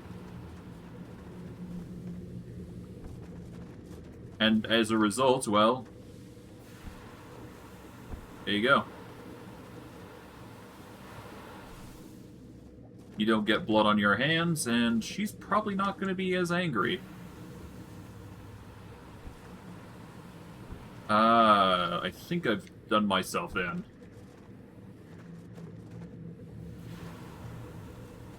Alright, I guess I'm going to have to go down here. Try squeeze my way through to minimize fall. That'll do. We get Call of the Depths. A spell of some sort.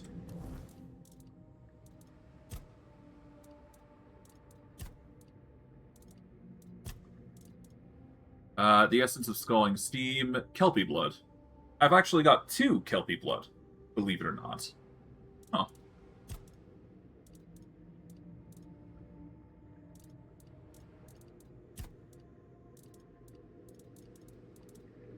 Kind of wish there was like an armor or a weapon relic that gives you crits, but unfortunately, I don't think that's the case. A woe, but not a concerning one.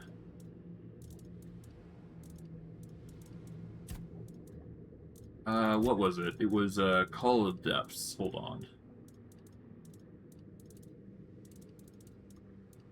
Here we go, Call of the Depths. You can summon Drowned Sailor to fight by your side. Interesting. Plenty of summons to use and utilize at the very least, which is interesting.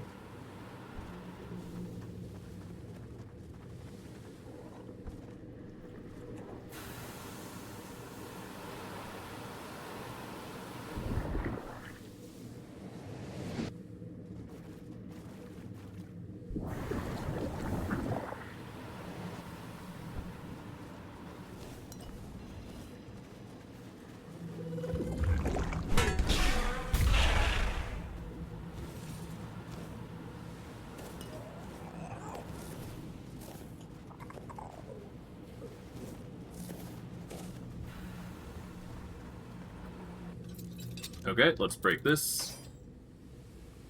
Shouldn't take too long.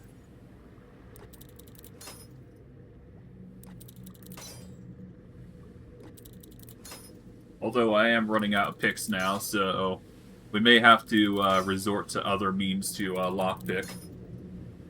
But at least until we get to a position where we can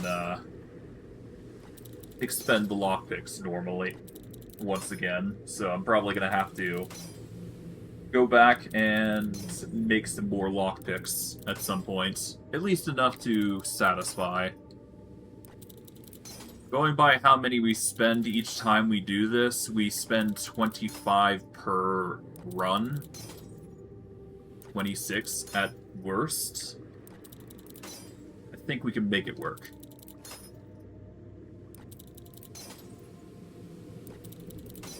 Yeah, I could probably get up to 97 theft at this point, but that's about it.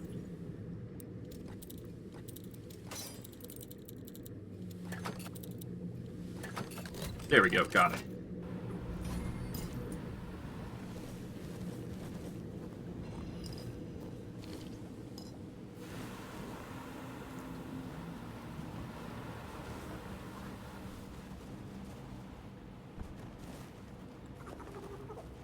Okay, already collected those.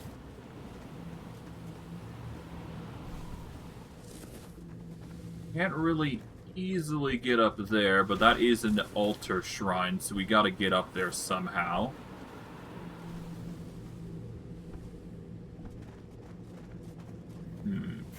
Drop down here. This doesn't lift us high enough to get over there. So we need to go down here in order to cross over. So yeah, we're gonna go over here. Go across.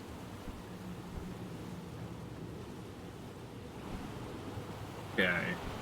We need to go over here. Just barely make that. There we go. I'm sure there's other ways to get up here, but this is the way I took.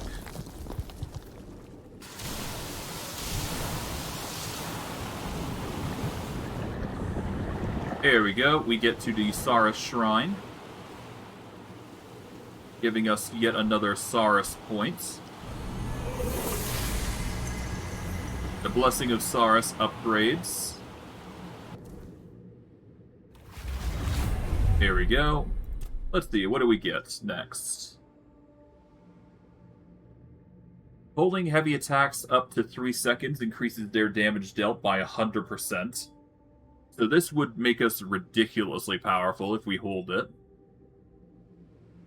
50% of damage from a critical hit is dealt to nearby enemies, which is insane. Heavy attacks increase its attack speed by 25%. You know what? The heaviest of attacks seems like a fun choice. Alright, for Rogue. Dealing damage to non-enemy bosses higher than 80% of their current health. Wait, hold on. Dealing damage to a non-enemy boss, or dealing damage to a non-boss enemy higher than 80% of their current health instantly kills them. Let's do that. And last one. Melee weapons and shields are considered as wands. Huh. That's weird.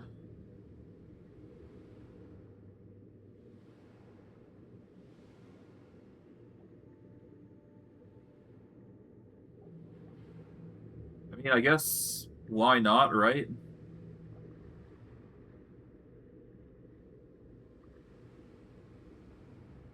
Yeah, let's go with that. I don't know whether it's a good idea, but, you know, it's fine, I guess.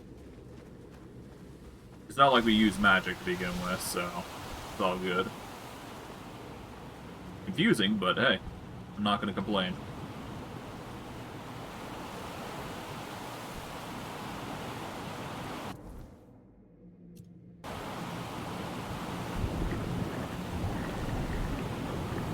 Let's go over here. See what's with here.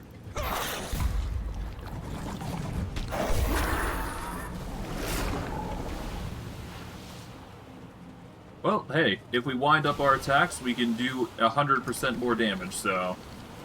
I guess if we really wanted to, we could just nuke enemies now with a extra 100% damage. So long as we hold our hands down for like for 3 seconds.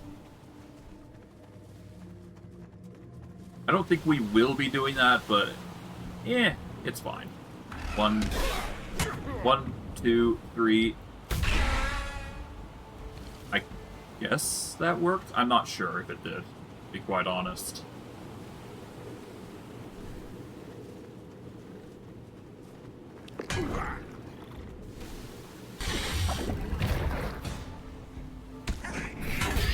Yeah, I don't think it works. Whatever. I'll just do the normal things that I've been doing thus far. That or I'm not giving it enough time, in which case there you go, I guess. Endless Dirge Gauntlets. Increase your damage by 20. Hold on. Increases your damage by 20. Each hit reduces the bonus by 1. Killing resets the effect. Huh. I mean, it's slightly better than the Heavy Gauntlets to a degree. But at the same time, the Heavy Gauntlets keep it at a set amount of damage, so... It really depends on what you prefer, really. You prefer the set... I mean, you do get 20 damage from the Gauntlets, because it's got 20 armor, right? So... That armor value from the Gauntlets just really goes hard. Especially for unarmed, I suppose.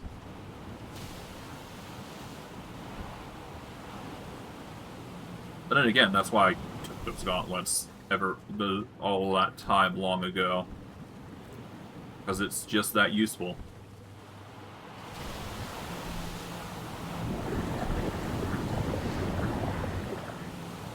Drop down here, I guess?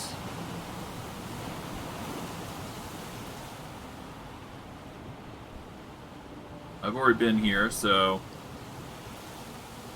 no need to. Just drop down here.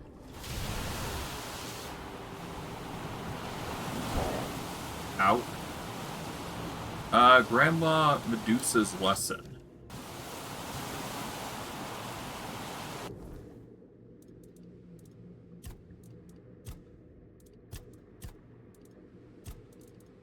We've already done Grandma Medusa's Lesson, so we don't need to do that again.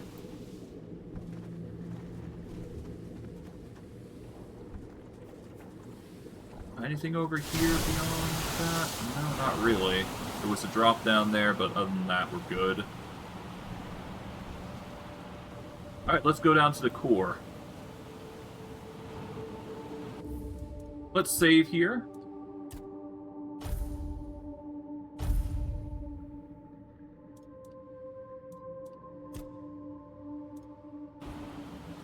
Hello. Oh ho ho, Now, here's a creature I haven't seen in all my years. No fins, no scales. You look heavy, like even the strongest current couldn't carry you off. I don't want to sound rude, but would you mind telling me what you are? People here call me a toplander. I see. I see. It does ring a bell, yes. Anyway, my name's Mo, Toplander. It's nice of you to stop by. Not many folks come this way. What are you doing out here, by the way? I live here. It's a nice place. Peaceful. And when I've got time, I go listen to the rift. It calls to me sometimes. The rift calls to you. I know what you're thinking. Ah, that old reef-bound must be going soft in the head in his old age. But I'm not. I swear it's true. You can see for yourself. Or rather, hear. You have any idea what it might be? I'm... not really, no. It sounds like a woman's voice. I once tried peeking down, but I couldn't see a thing. And then I just stopped wondering about it, you know? The voice, it sings to me sometimes. It's so beautiful. It's hard to stop listening. Good thing it takes a break from time to time. Maybe I will check it out. Well, I'm not stopping you. I hope you catch it singing. It's well worth it. Just don't fall in. Yeah, will do.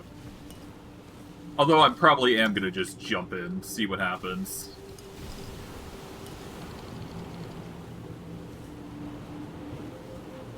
So yeah, this is probably the rift that he's talking about. I'm gonna avoid it for now.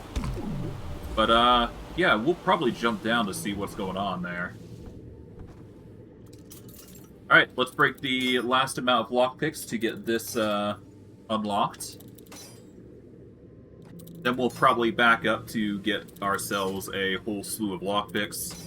About, I'd say 100 is enough to get us through. Yeah, 100 should be good enough.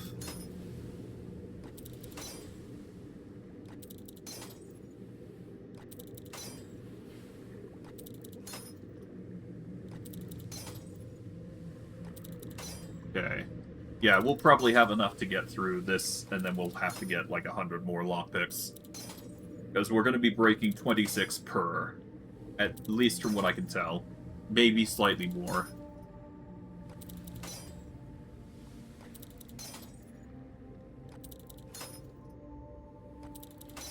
And one more. Here we... Oh, one more. Here we go.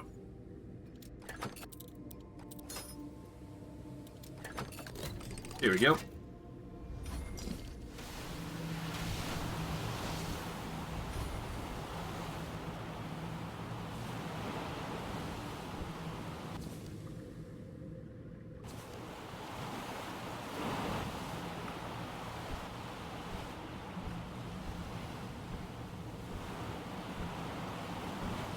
Okay, before I forget, let's do that warping.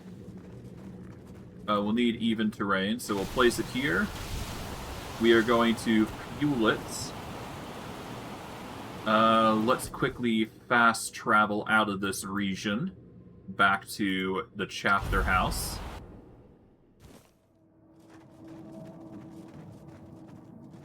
Not sure why I was shunted to look at him, but, you know, there it is. Alright, let's sell some stuff. Ah, I'm sure. Yep, I've got some things to sell to you.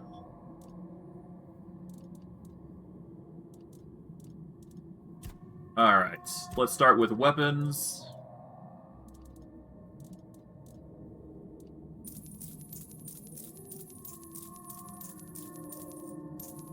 Here we go. That's weapons. Still the coral arrows.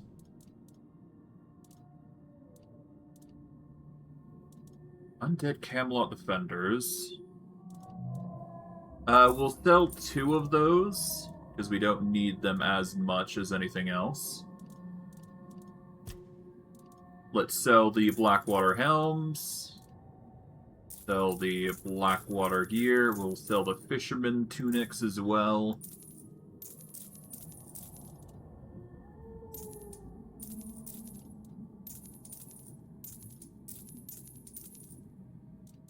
There we are. Ring stuff we keep those. Potions we keep. Food stuff, we'll sell those. Sell this, and this. Oh, Clairvoyant Ashes. I didn't use those. That's another skill point I could use. Might as well. Got a whole bunch of crafting stuff that we can utilize. That'll be for future. We can sell 1 of Grandma Medusa's lessons, I suppose. We don't need 2 after all. And we'll sell all garbage. There we go. Yeah. Alrighty. Let's go deposit what we have.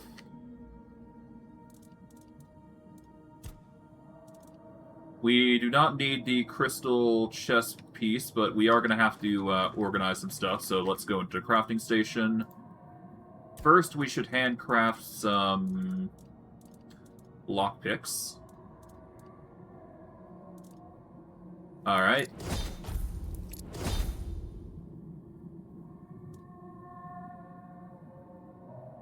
We should do at least... Let's do 150, just to play it safe. And I'll just make 51, 50. Until I got 50 points here. That's good enough. We'll craft many of those. There we go. Craft many of those. There we go. Alrighty.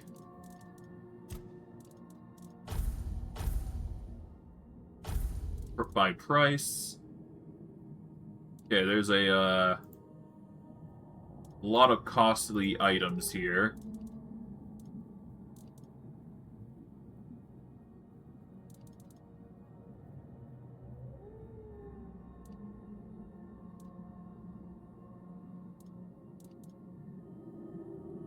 I guess if we crit, we can restore mana. That'd be a fun one to go with, but we don't need it.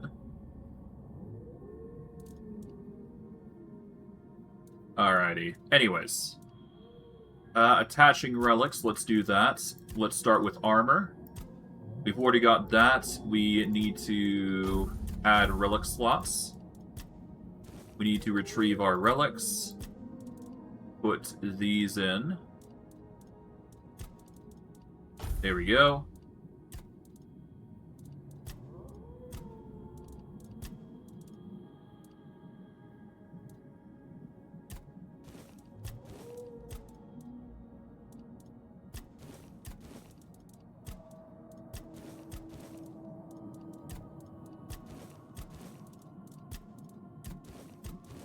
Alright, let's start with the Curious.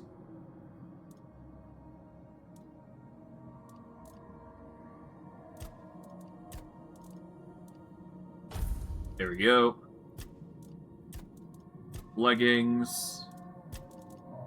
That is another 20%. So we're getting a 20% increase. How about the helmet? Let's see.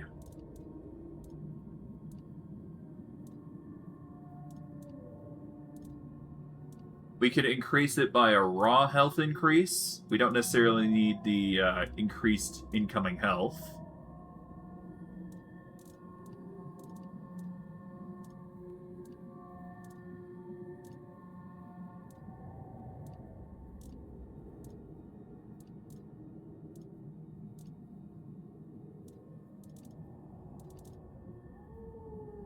Iron Bite increases melee damage by 3. Let's go with that. Heavy gauntlets.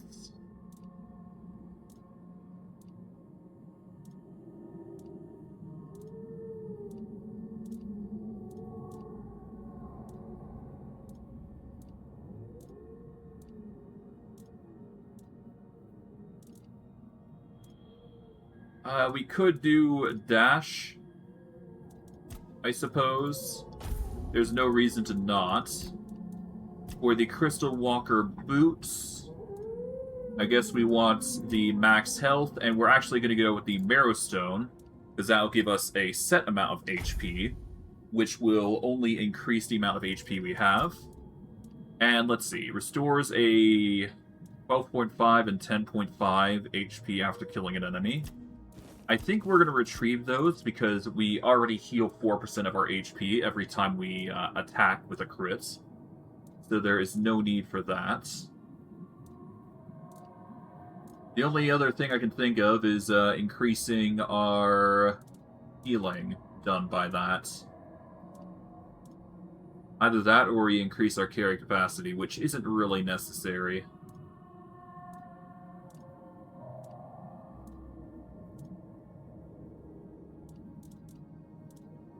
I suppose...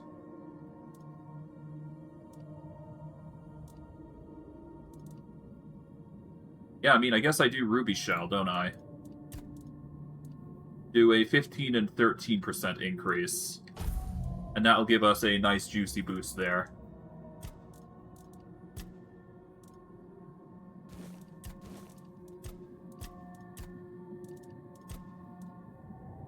We're definitely going to have to consider the Blackwater Cloak, though, in the future, but for now, we'll just have to deal with the Dual Knight Cape.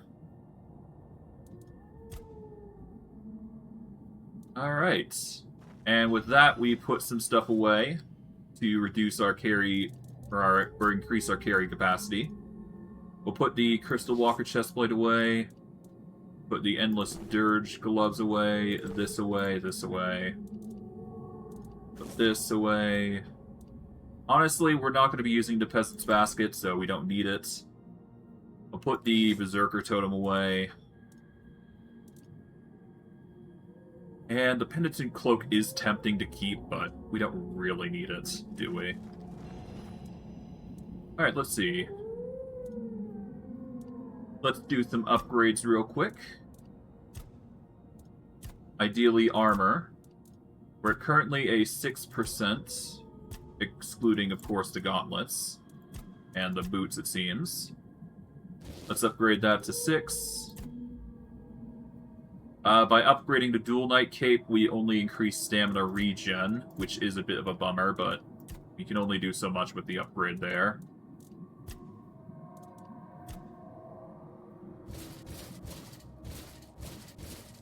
There we go. That's going to increase armor to 18. I guess we could upgrade our gauntlets slightly, increase the amount of damage we're doing. There we go. We brought it up to 2 extra damage, which is nice.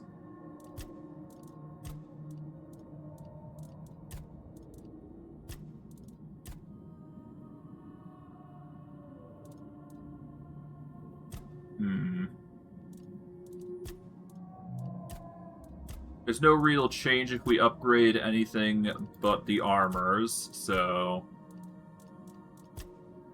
Really, the only thing that gets benefit is obviously the Crystal Walker Greaves, so we're going to level that up. And I guess we level up the... anything, really. I'll focus on the Curious here. Why not? I mean, hell, we do get max health by 1 per level, so...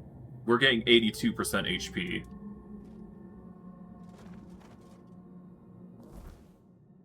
And we're nearly leveled up to boot, so that's nice. Alchemy Station, let's see if we can make anything. We already got 100 alchemy, so we don't need to do anything else with it, so... This is more so just for necessary things that we need. Fairy Mush seems to be the strongest potion at the end of the day. It's an 80% heal. Health decoctions are equally as good.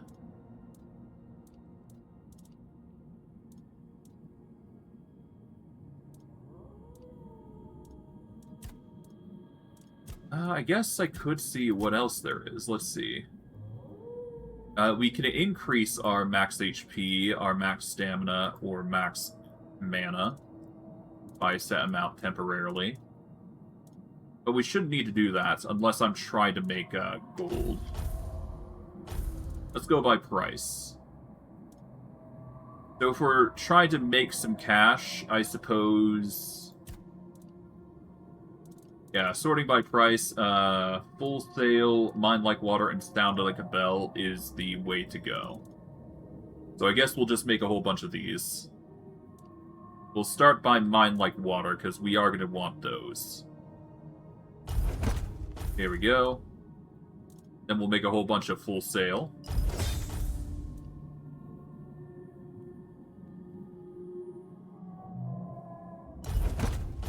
There we go.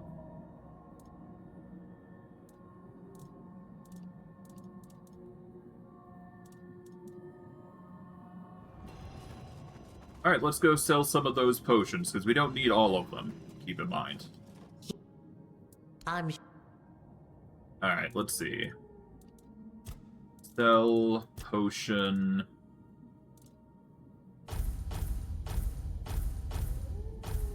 Price. Sell that. Sell this. Don't need that. Keep those...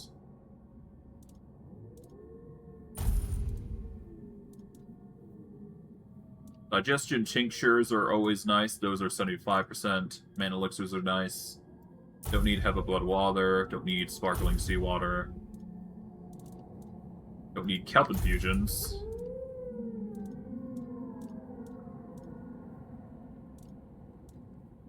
I also don't need these precision potions anymore, so we're going to sell all those.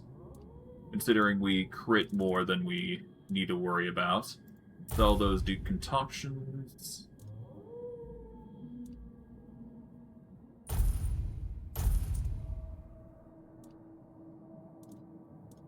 Okay.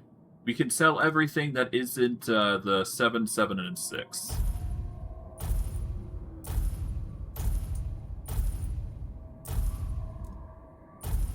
So for 51 seconds, max stamina 20%.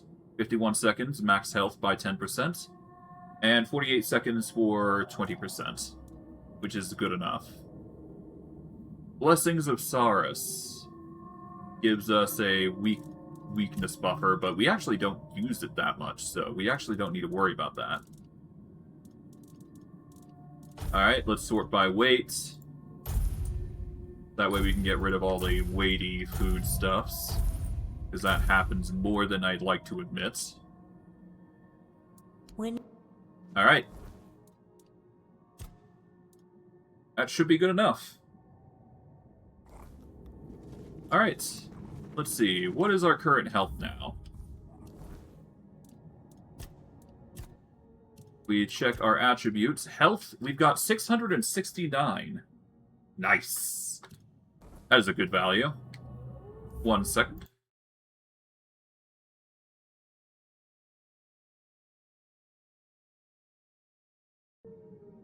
Okay. And from there, I guess we go back over to here, because we've still got One Against the Tide, The Wandering Miracle, and Voice from the Rift. What is this quest for anyways? Let's see. Red floatlings. If I find any, I can bring them back.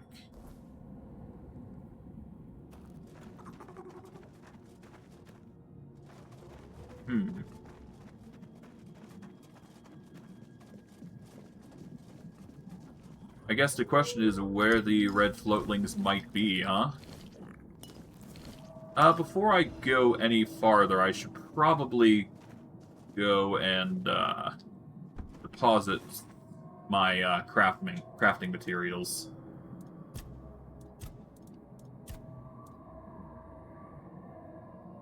Yep, let's move all crafting materials. There we go.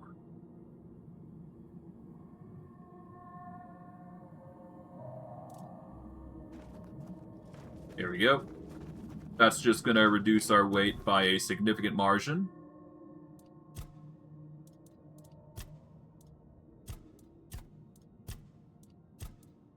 Not by a complete margin, mind you, but hey, we're doing the best that we can.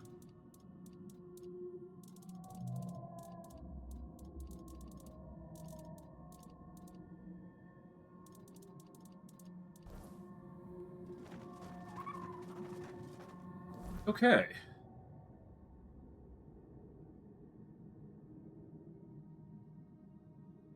Let's go back and let's go deal with one against a tide next.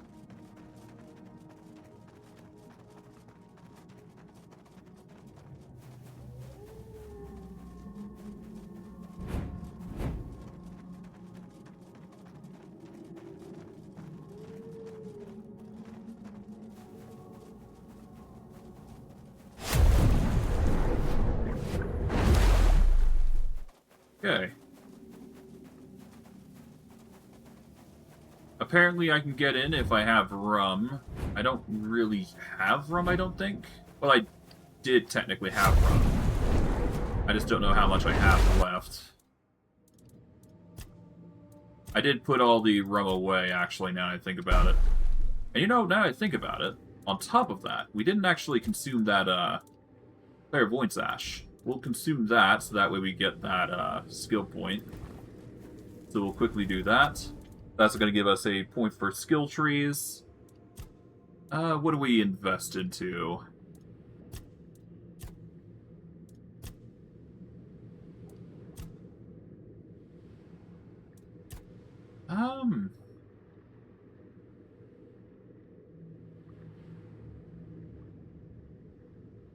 If an enemy has an active negative status, which I guess bleed would count as one, applying another one is 25% faster.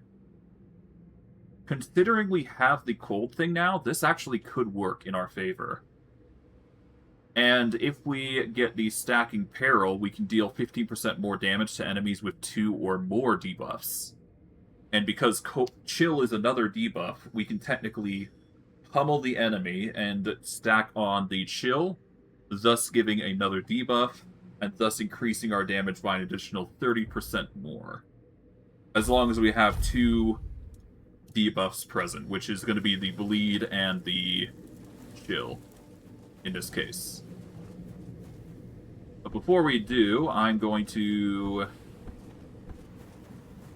see if I can't handle this. No. I need to get my campfire set up first. Let's fuel it, open the stash here. We need specifically some rum. So let's go into take.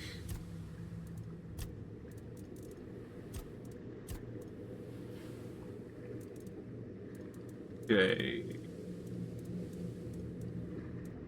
We need the Kelpie blood, which is this. We'll take the living stone, because that could help us if we need to worry about it. Evil eyes are tempting. I'll grab them because we can. We've only gotten 2 of them in this whole time. And we need rum, specifically. Cider.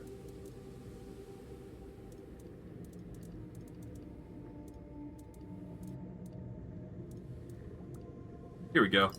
Take that rum.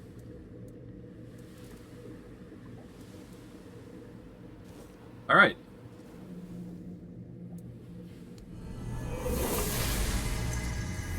And we increase our HP by a small margin. There we go.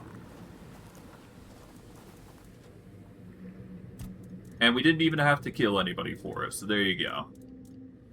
So our HP is brought up by an additional 34, which I guess technically brings us up to 700 HP, which is insane to think about. Put away the Kelpie blood. That should be good enough. Come on.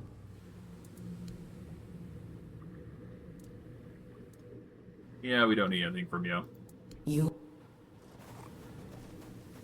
Besides, they're only worth like 111 coins, so they're not worth the effort.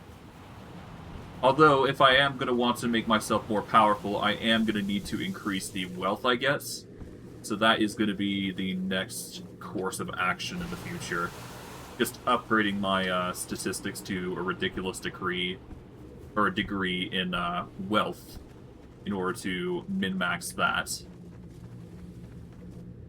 So that's going to be a chore. Alas, it is not a huge ordeal.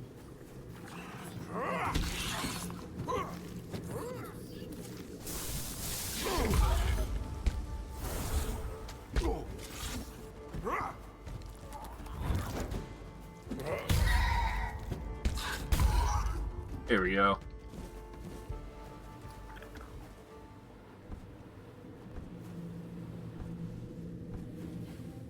But yeah, no, it's looking like we're gonna have to do some finagling. At the very least, the effects are gonna be great against bosses. All these technicalities. Oh, hello.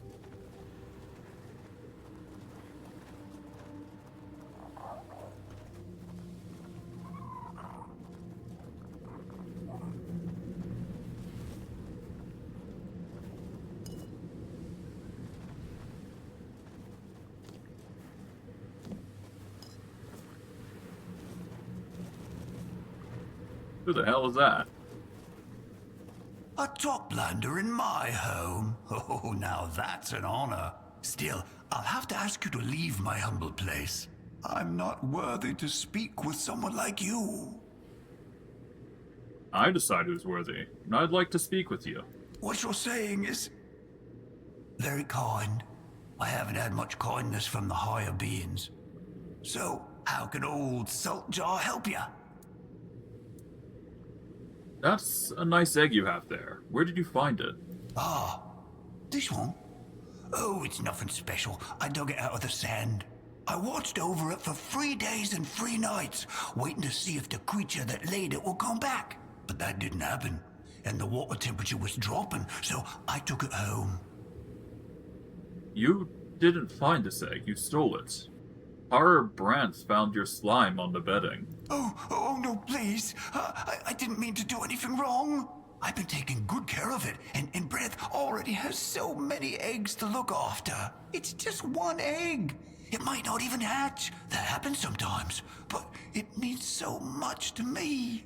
Please, don't take it away, Toplander.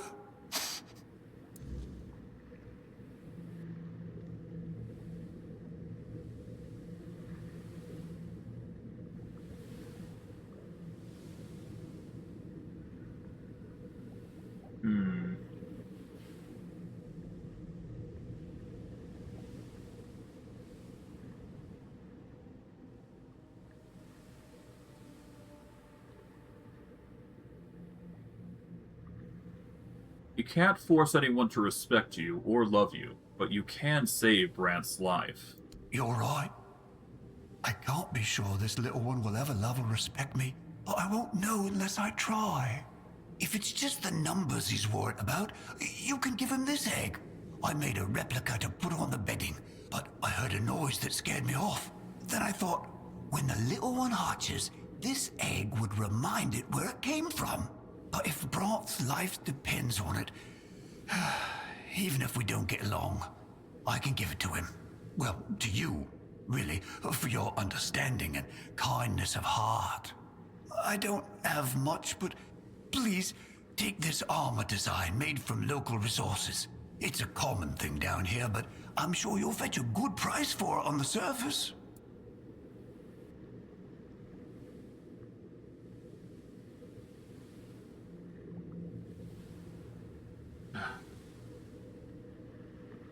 First you steal, and now you're trying deception. I can't agree to that. You don't understand, Toplander. This isn't living. I'm despised, mocked, beaten for no reason. But if I raise a child, it can protect me. And if nothing powerful hatches, then we'll leave. But at least we'll have each other. I won't give up my future without a fight. Not for the life of some pompous reef-bound.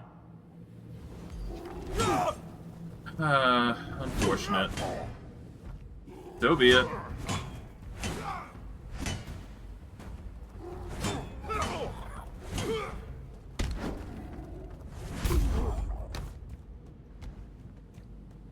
I'm sorry, man, but this is the reality.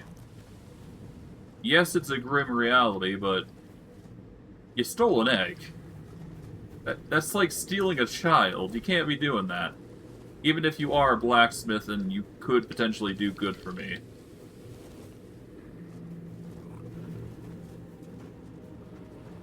Well, at least we got the egg. That's the important part. Whether it hatches or not, that's another story entirely, but it has to be raised in the right way. And I'm not one to go against the rules.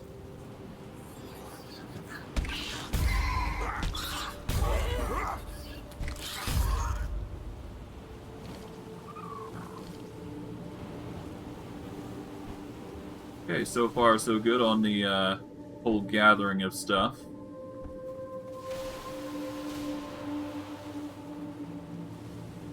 We'll worry about that siren song in a moment. We will be dropping down there soon enough, I'm sure.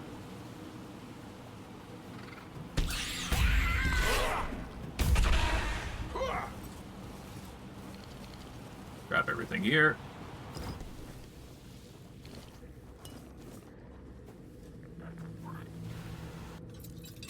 Oh. I made a lot more lockpicks than I thought. Okay. Well, damn. I guess I'm gonna have to put some of those away. Or I guess I could quickly just nuke the levels here, because we are getting very close, so better to get it done now than later.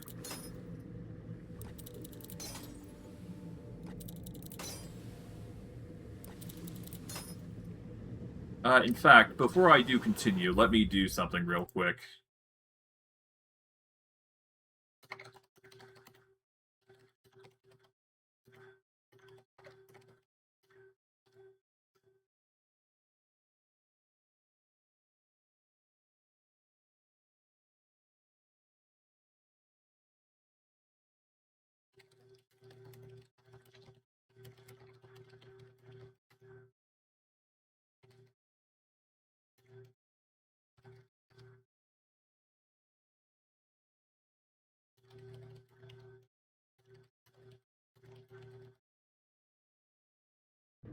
Apologies for that.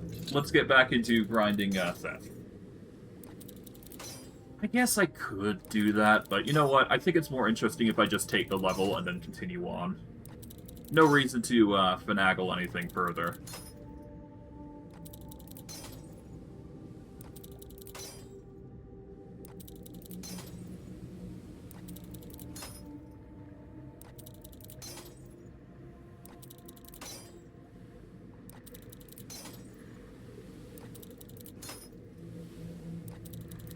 Here we go, 98.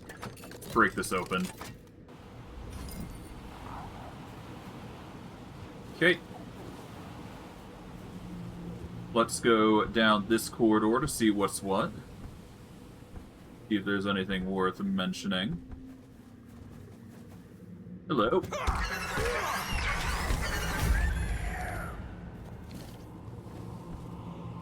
Tide Wraith calling up its groupies to no avail.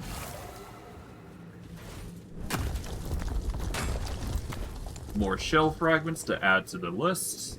A welcome addition, to say the least.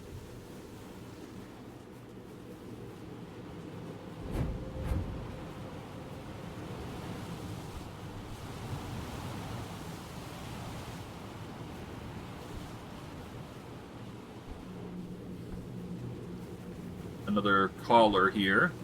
I guess we'll take it out. No, it's a drowned knight. A female one, but a drowned knight all the same. Grab all that. At least the experience from drowned knights are worth it, to some extent.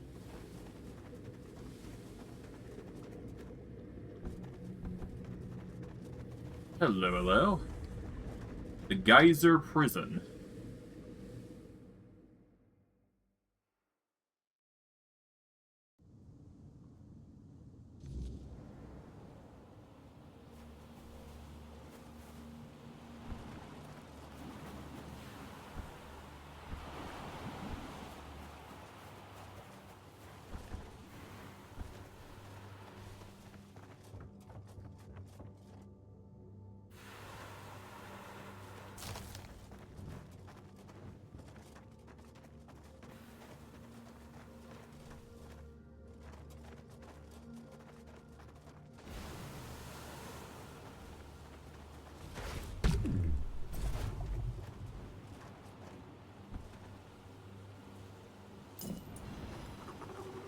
that down.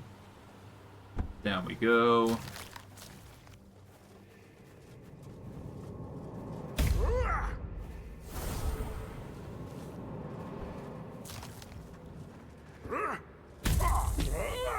$21 XP. Not really much, but hey, it's there.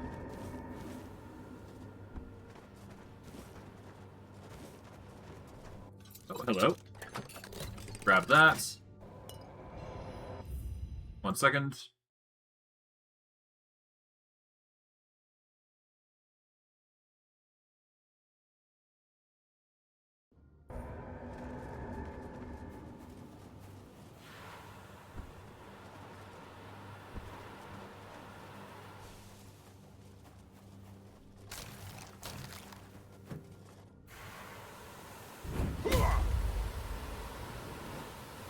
Let's explore this place.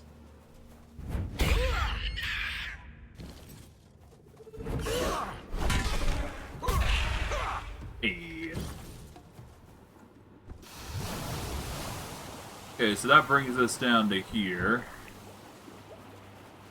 What's here? Surge Stopper. Nice. I believe we've already collected this.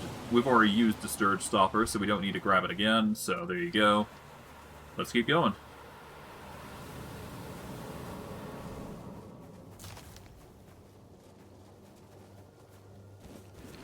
Grab everything we can here. There we go.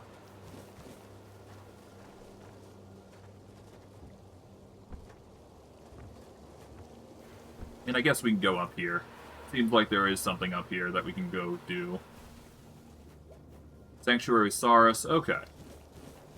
I do want to explore this area, so we are just going to keep going. No reason to not, after all. Go here. Hull Splitter.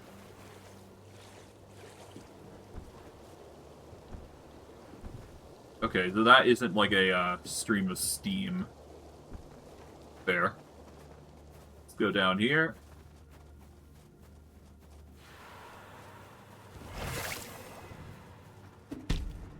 Can't really go there, so that's just how it is.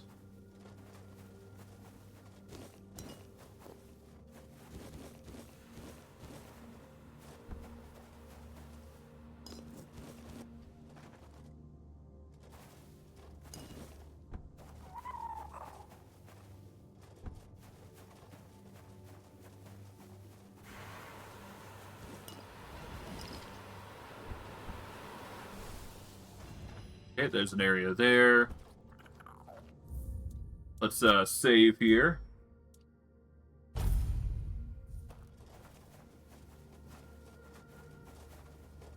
Hello. What does a toplander want here? I have a job to do, and I'm not accepting visitors.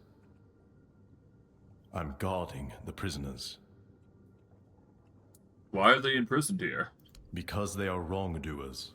They wronged the community, so now they boil. Geysers. Wouldn't it be easier to put them in a cage? Cages and walls are the ways of the surface. Deep dwellers have their own ways. Boiling is punishment for wrongdoers, and a warning to others. A very effective warning. That's why we have order. Must be a specific reason why they're here. There is. They are thieves. We don't tolerate murderers or thieves. So, they boil. May you never find yourself in my geyser. Well, even then, I probably wouldn't hurt from the geyser, that's for sure. Let's see.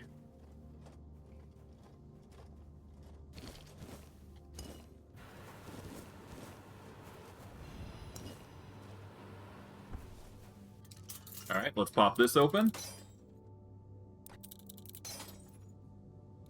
Yeah, we got 600 lockpicks. We gotta go through all of them now. God, I can't believe I made 600 lockpicks. We don't need that many. I'm gonna have to sell a whole bunch. Probably have to sell like 500 of them just to satisfy. Because we're gonna get more lockpicks as time goes on. We don't need this many, is the thing. And you know what? I'm very tempted to just level up to 100 now, but... Eh.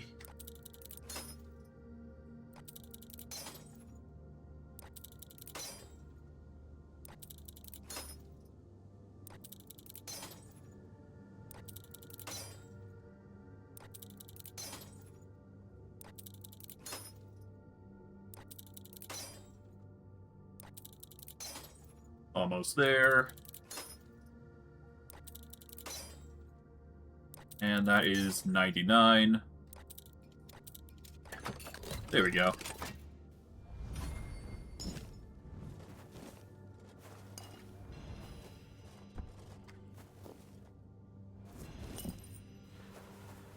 Okay, a hard attack increases stamina, yep.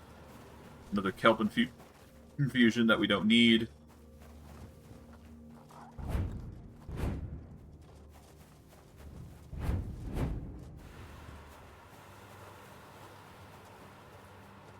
Hello. I've done a lot of stupid things in my life, but even I'm not dumb enough to steal eggs. Too warm. Not fair.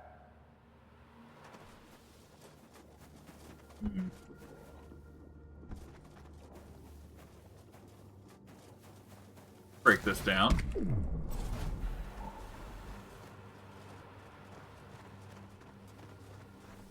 And then, of course, we got the rooms there. I guess we can go down. There's no reason to not.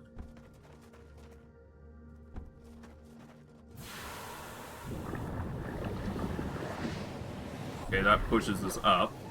I guess there is something down there for it to warrant dropping us down.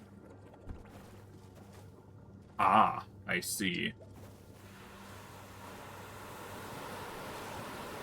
Better off going up here instead. For now. For now.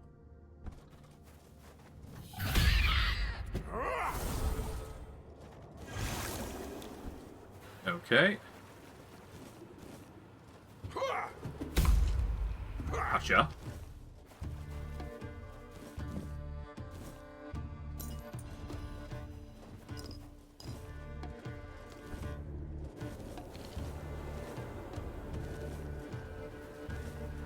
Okay. Anything up here? There is clearly a chest up there, so we can grab that. I'd go up there, but I don't think I can reach that, so I guess now we go down to the depths here.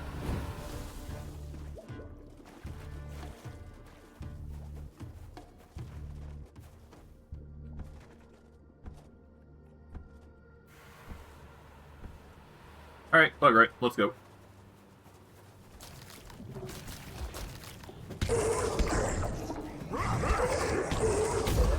Here we go.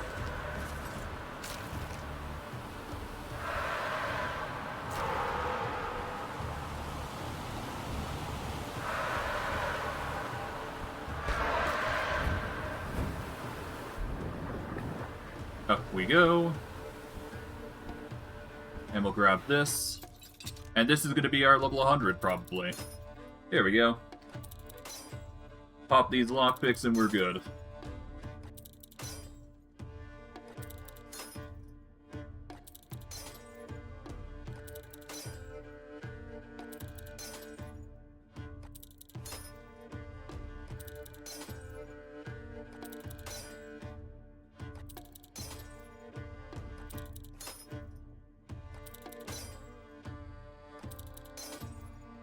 Probably for the best that I killed the blacksmith at this point, though. Killing him would be a lot better than the torture of being boiled over and over.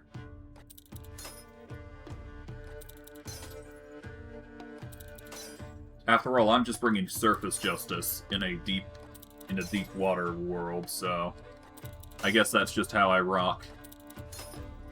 But I digress. This is the last two.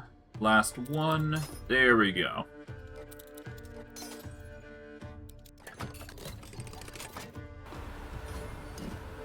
There we go. Theft 100. There we go.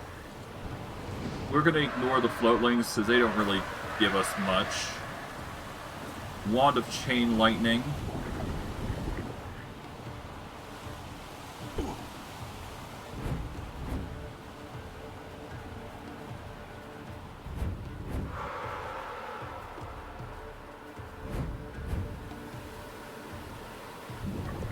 Okay, nothing there that we want, so yeah, let's get going.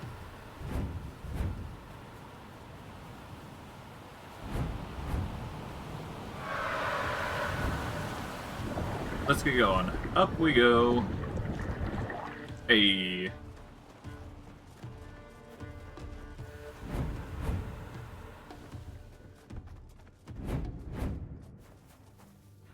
Alright. Now we just gotta return a whole bunch of quests. And I think that's basically it, aside from, of course, getting that flesh that we need. Oh, hello.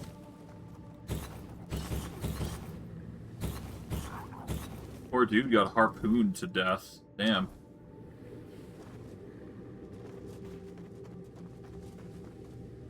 Well, regardless, that's that area dealt with. Anything here? Another part of the Geyser prison, apparently? Let's see what that is. I'm curious now.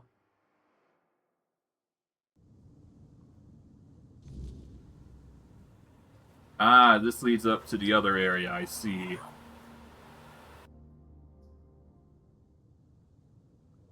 Let's return the egg now, as soon as possible.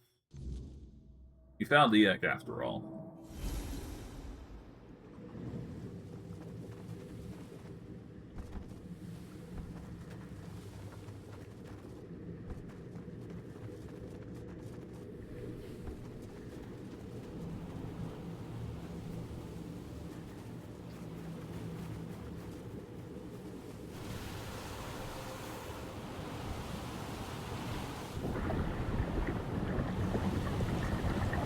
Alrighty.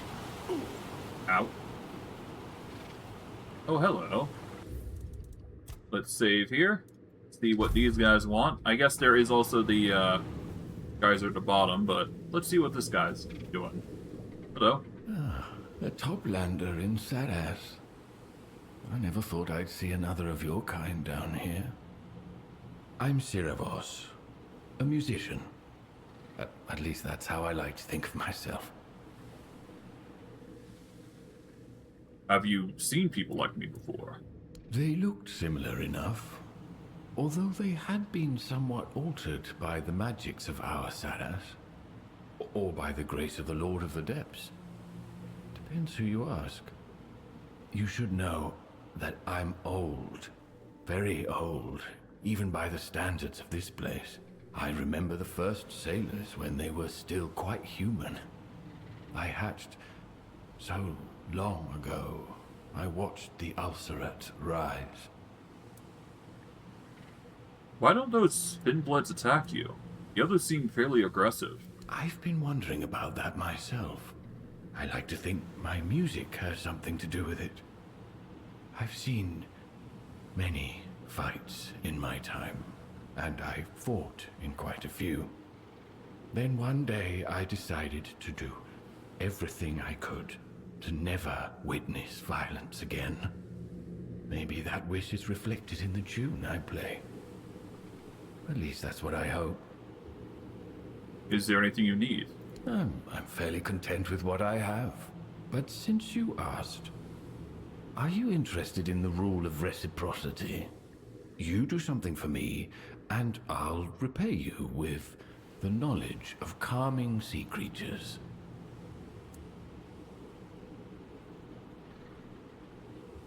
Oh, that sounds like a useful skill. It is. Especially if you plan on walking near the Ulcerat. All right then. You can help me. Share your knowledge, and I'll give you a melody that will help you tame my restless brothers. Bring me instruments from the surface. One of each kind.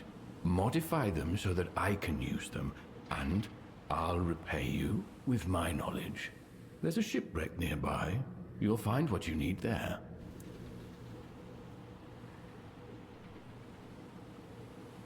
Hmm.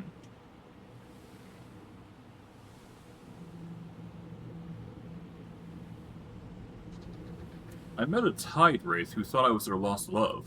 I thought they were mindless creatures. Our Saras still holds many surprises for you, kind Toplander. Of that I have no doubt. Do you know where tide wraiths come from? Aren't they hatched from eggs in the ulcerate? No, they are not. They are remnants of those who lived here long before Lear and his crew claimed these depths. They are creations of flora, not fauna. They begin as shapeless growths, feeding on what's dead and drifting. As they mature, they start to hunt and absorb the traits of their prey. In time, their final and most aggressive form resembles my own kind, at least from a distance. So that tide wraith absorbed somebody who loved Anwen. I found her remains. That's quite possible. Perhaps the creature's last victim was someone obsessed with Anwen. Or perhaps Anwen herself loved her own reflection so deeply that the tide wraith's simple mind couldn't tell the difference. It kept her remains, as the real Anwen would have done. Only those who love themselves beyond measure are jealous of their own bodies even after death. Hoarding what should return to the sea, rather than sharing it with their kin and closing the circle of life. Something tells me you're more than just a musician. You have the knowledge of someone who's seen a great deal. I see. The more I speak, the more I reveal myself. You're right. I've seen much. I'm an old reefbound, as I said. It is true, I wasn't always a musician.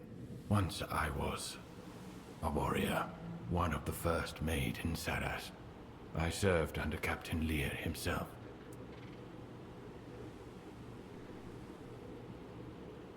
You said you served under Captain Lear. What was he like? I don't know what he is now. I only know who he was when we fought side by side. He was a rare kind of fighter, fierce, relentless. He knew no mercy, for he had never seen it on the surface. But he was fair in his judgments, at least for a time.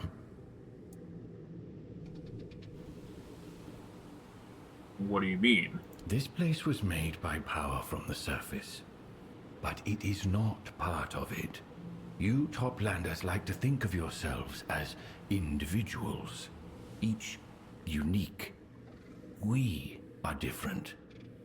We find joy in our community and think as one. When the strength of a single will meets the strength of the whole, not every mind can manage it. And Lear never fused with Saras the way the rest of his crew did.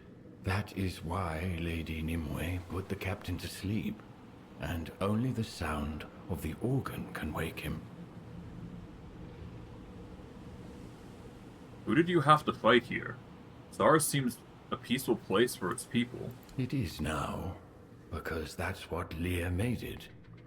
With the help of the first generation of the Lord of the Depths children, of whom I am the last. But before we made Saras livable, we shed the blood of those who were here before us. I think as a Toplander from Avalon, you know what I mean. I'd be glad to learn the secrets of underwater combat from a seasoned warrior like you as well. And you think flattery will get you lessons from me? I enjoy talking to you, Toplander, but I promised myself I would not raise my hand to spill blood again, even if it is not my hand. Tell me of Saras, then. What do you want to know? Knowledge of Saras runs as deep as the oceans it sits in. Who is the most important here? The beings who live here. I don't like to split us into those more or less important. Though if you must know who shapes Saras, it's Captain Lear and Lady Nimue. Something tells me you'll meet them along the way. No toplander comes to us by accident. And what should I avoid? Lying, especially to the barnacles. Lies poison knowledge. It's the worst sin you can commit here. That doesn't mean no one lies here, of course. All the more reason you should avoid it. The good thing I haven't been lying, then. What is Saris, then, really? Hope, betrayal, and a promise. Forgive the poetic turn of phrase, but after so many years of quiet solitude, those are the conclusions I've reached. Hope is the glue of our society. The hope that Saras will endure. Betrayal, because Captain Lear and Lady Nemwe had to endure it for Saras to be born. That's their tale to tell. And a promise of endless life. Saras is a place without death. When we die, our bodies feed our brethren. That way, we never truly leave Saras. I see. May the depths be... Alright, let's tame the sea. We need surface instruments for us to continue forth into that area without too much hassle. Probably would have been useful to get that earlier on, but, you know, can't really change the past. Get the seaweed, and off we go.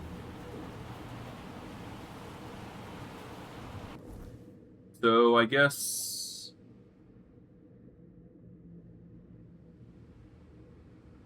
yeah, we just got to tame the sea, so we have to go back. The good thing we can easily fuel our campfire with points, and we can just fast travel back. We may as well do this while I have the chance. I'm just going to do it because I can. So, yeah. Taming the sea would be a very useful skill.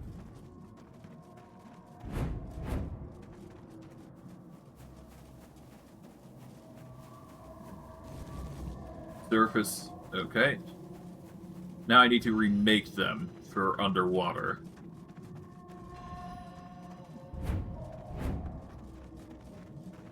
So I guess we go to the crafting station, we do handcrafting.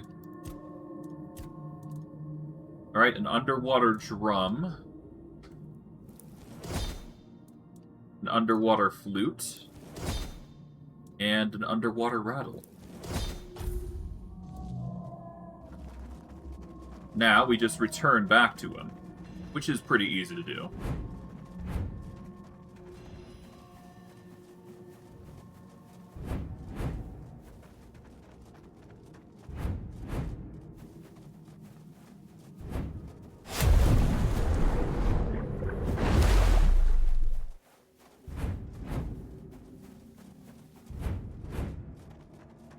Okay.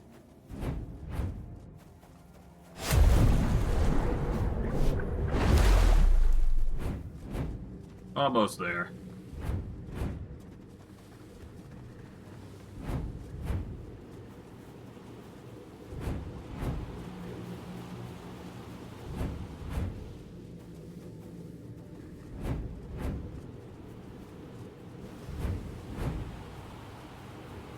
Look.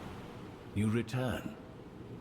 I brought you instruments from the surface. You can use them. Let me have a look. Yes. That will add depth to my sound. Excellent work. As promised, this is for you. Keep it close, and my lost brothers shouldn't trouble you too much. They may not stop attacking you outright. It took me years to master this melody. But they should be easier to pacify. A calming conch. May the depths be... And for our trouble, we get the calming conch, which is this. Is a consumable of some kind.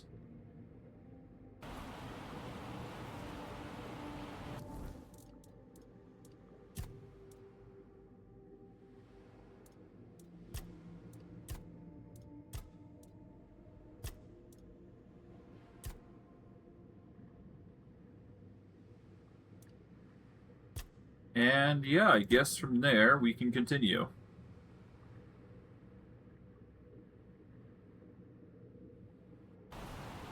Alright, well, let's just dip down over to here, because I am planning to go into the depths here, so jump down.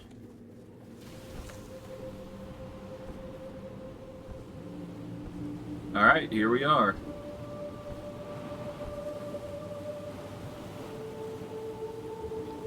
Let's save, and yeah. Here's what we're going to do. I'm going to wrap it up here, but next stream what we're going to be doing is we're going to be jumping into the rift to see what's what. I'm not sure what the Wandering Miracle is going to end up being, but we'll have to see what we can find in this abode. Hopefully we'll be able to find what we're looking for in regards to the Wandering Miracle shenanigans, but we'll have to see. But that, alongside the Wandering Miracle quest we need to do, we've got a few other things that we got to do, but once we're done, basically we'll converge back over to the chapter house, and hopefully we'll have completed all the quests as a result. But I digress. I hope you guys enjoyed today's stream. I know I did. And I will see you guys next stream. Take care, everybody, and have a good day.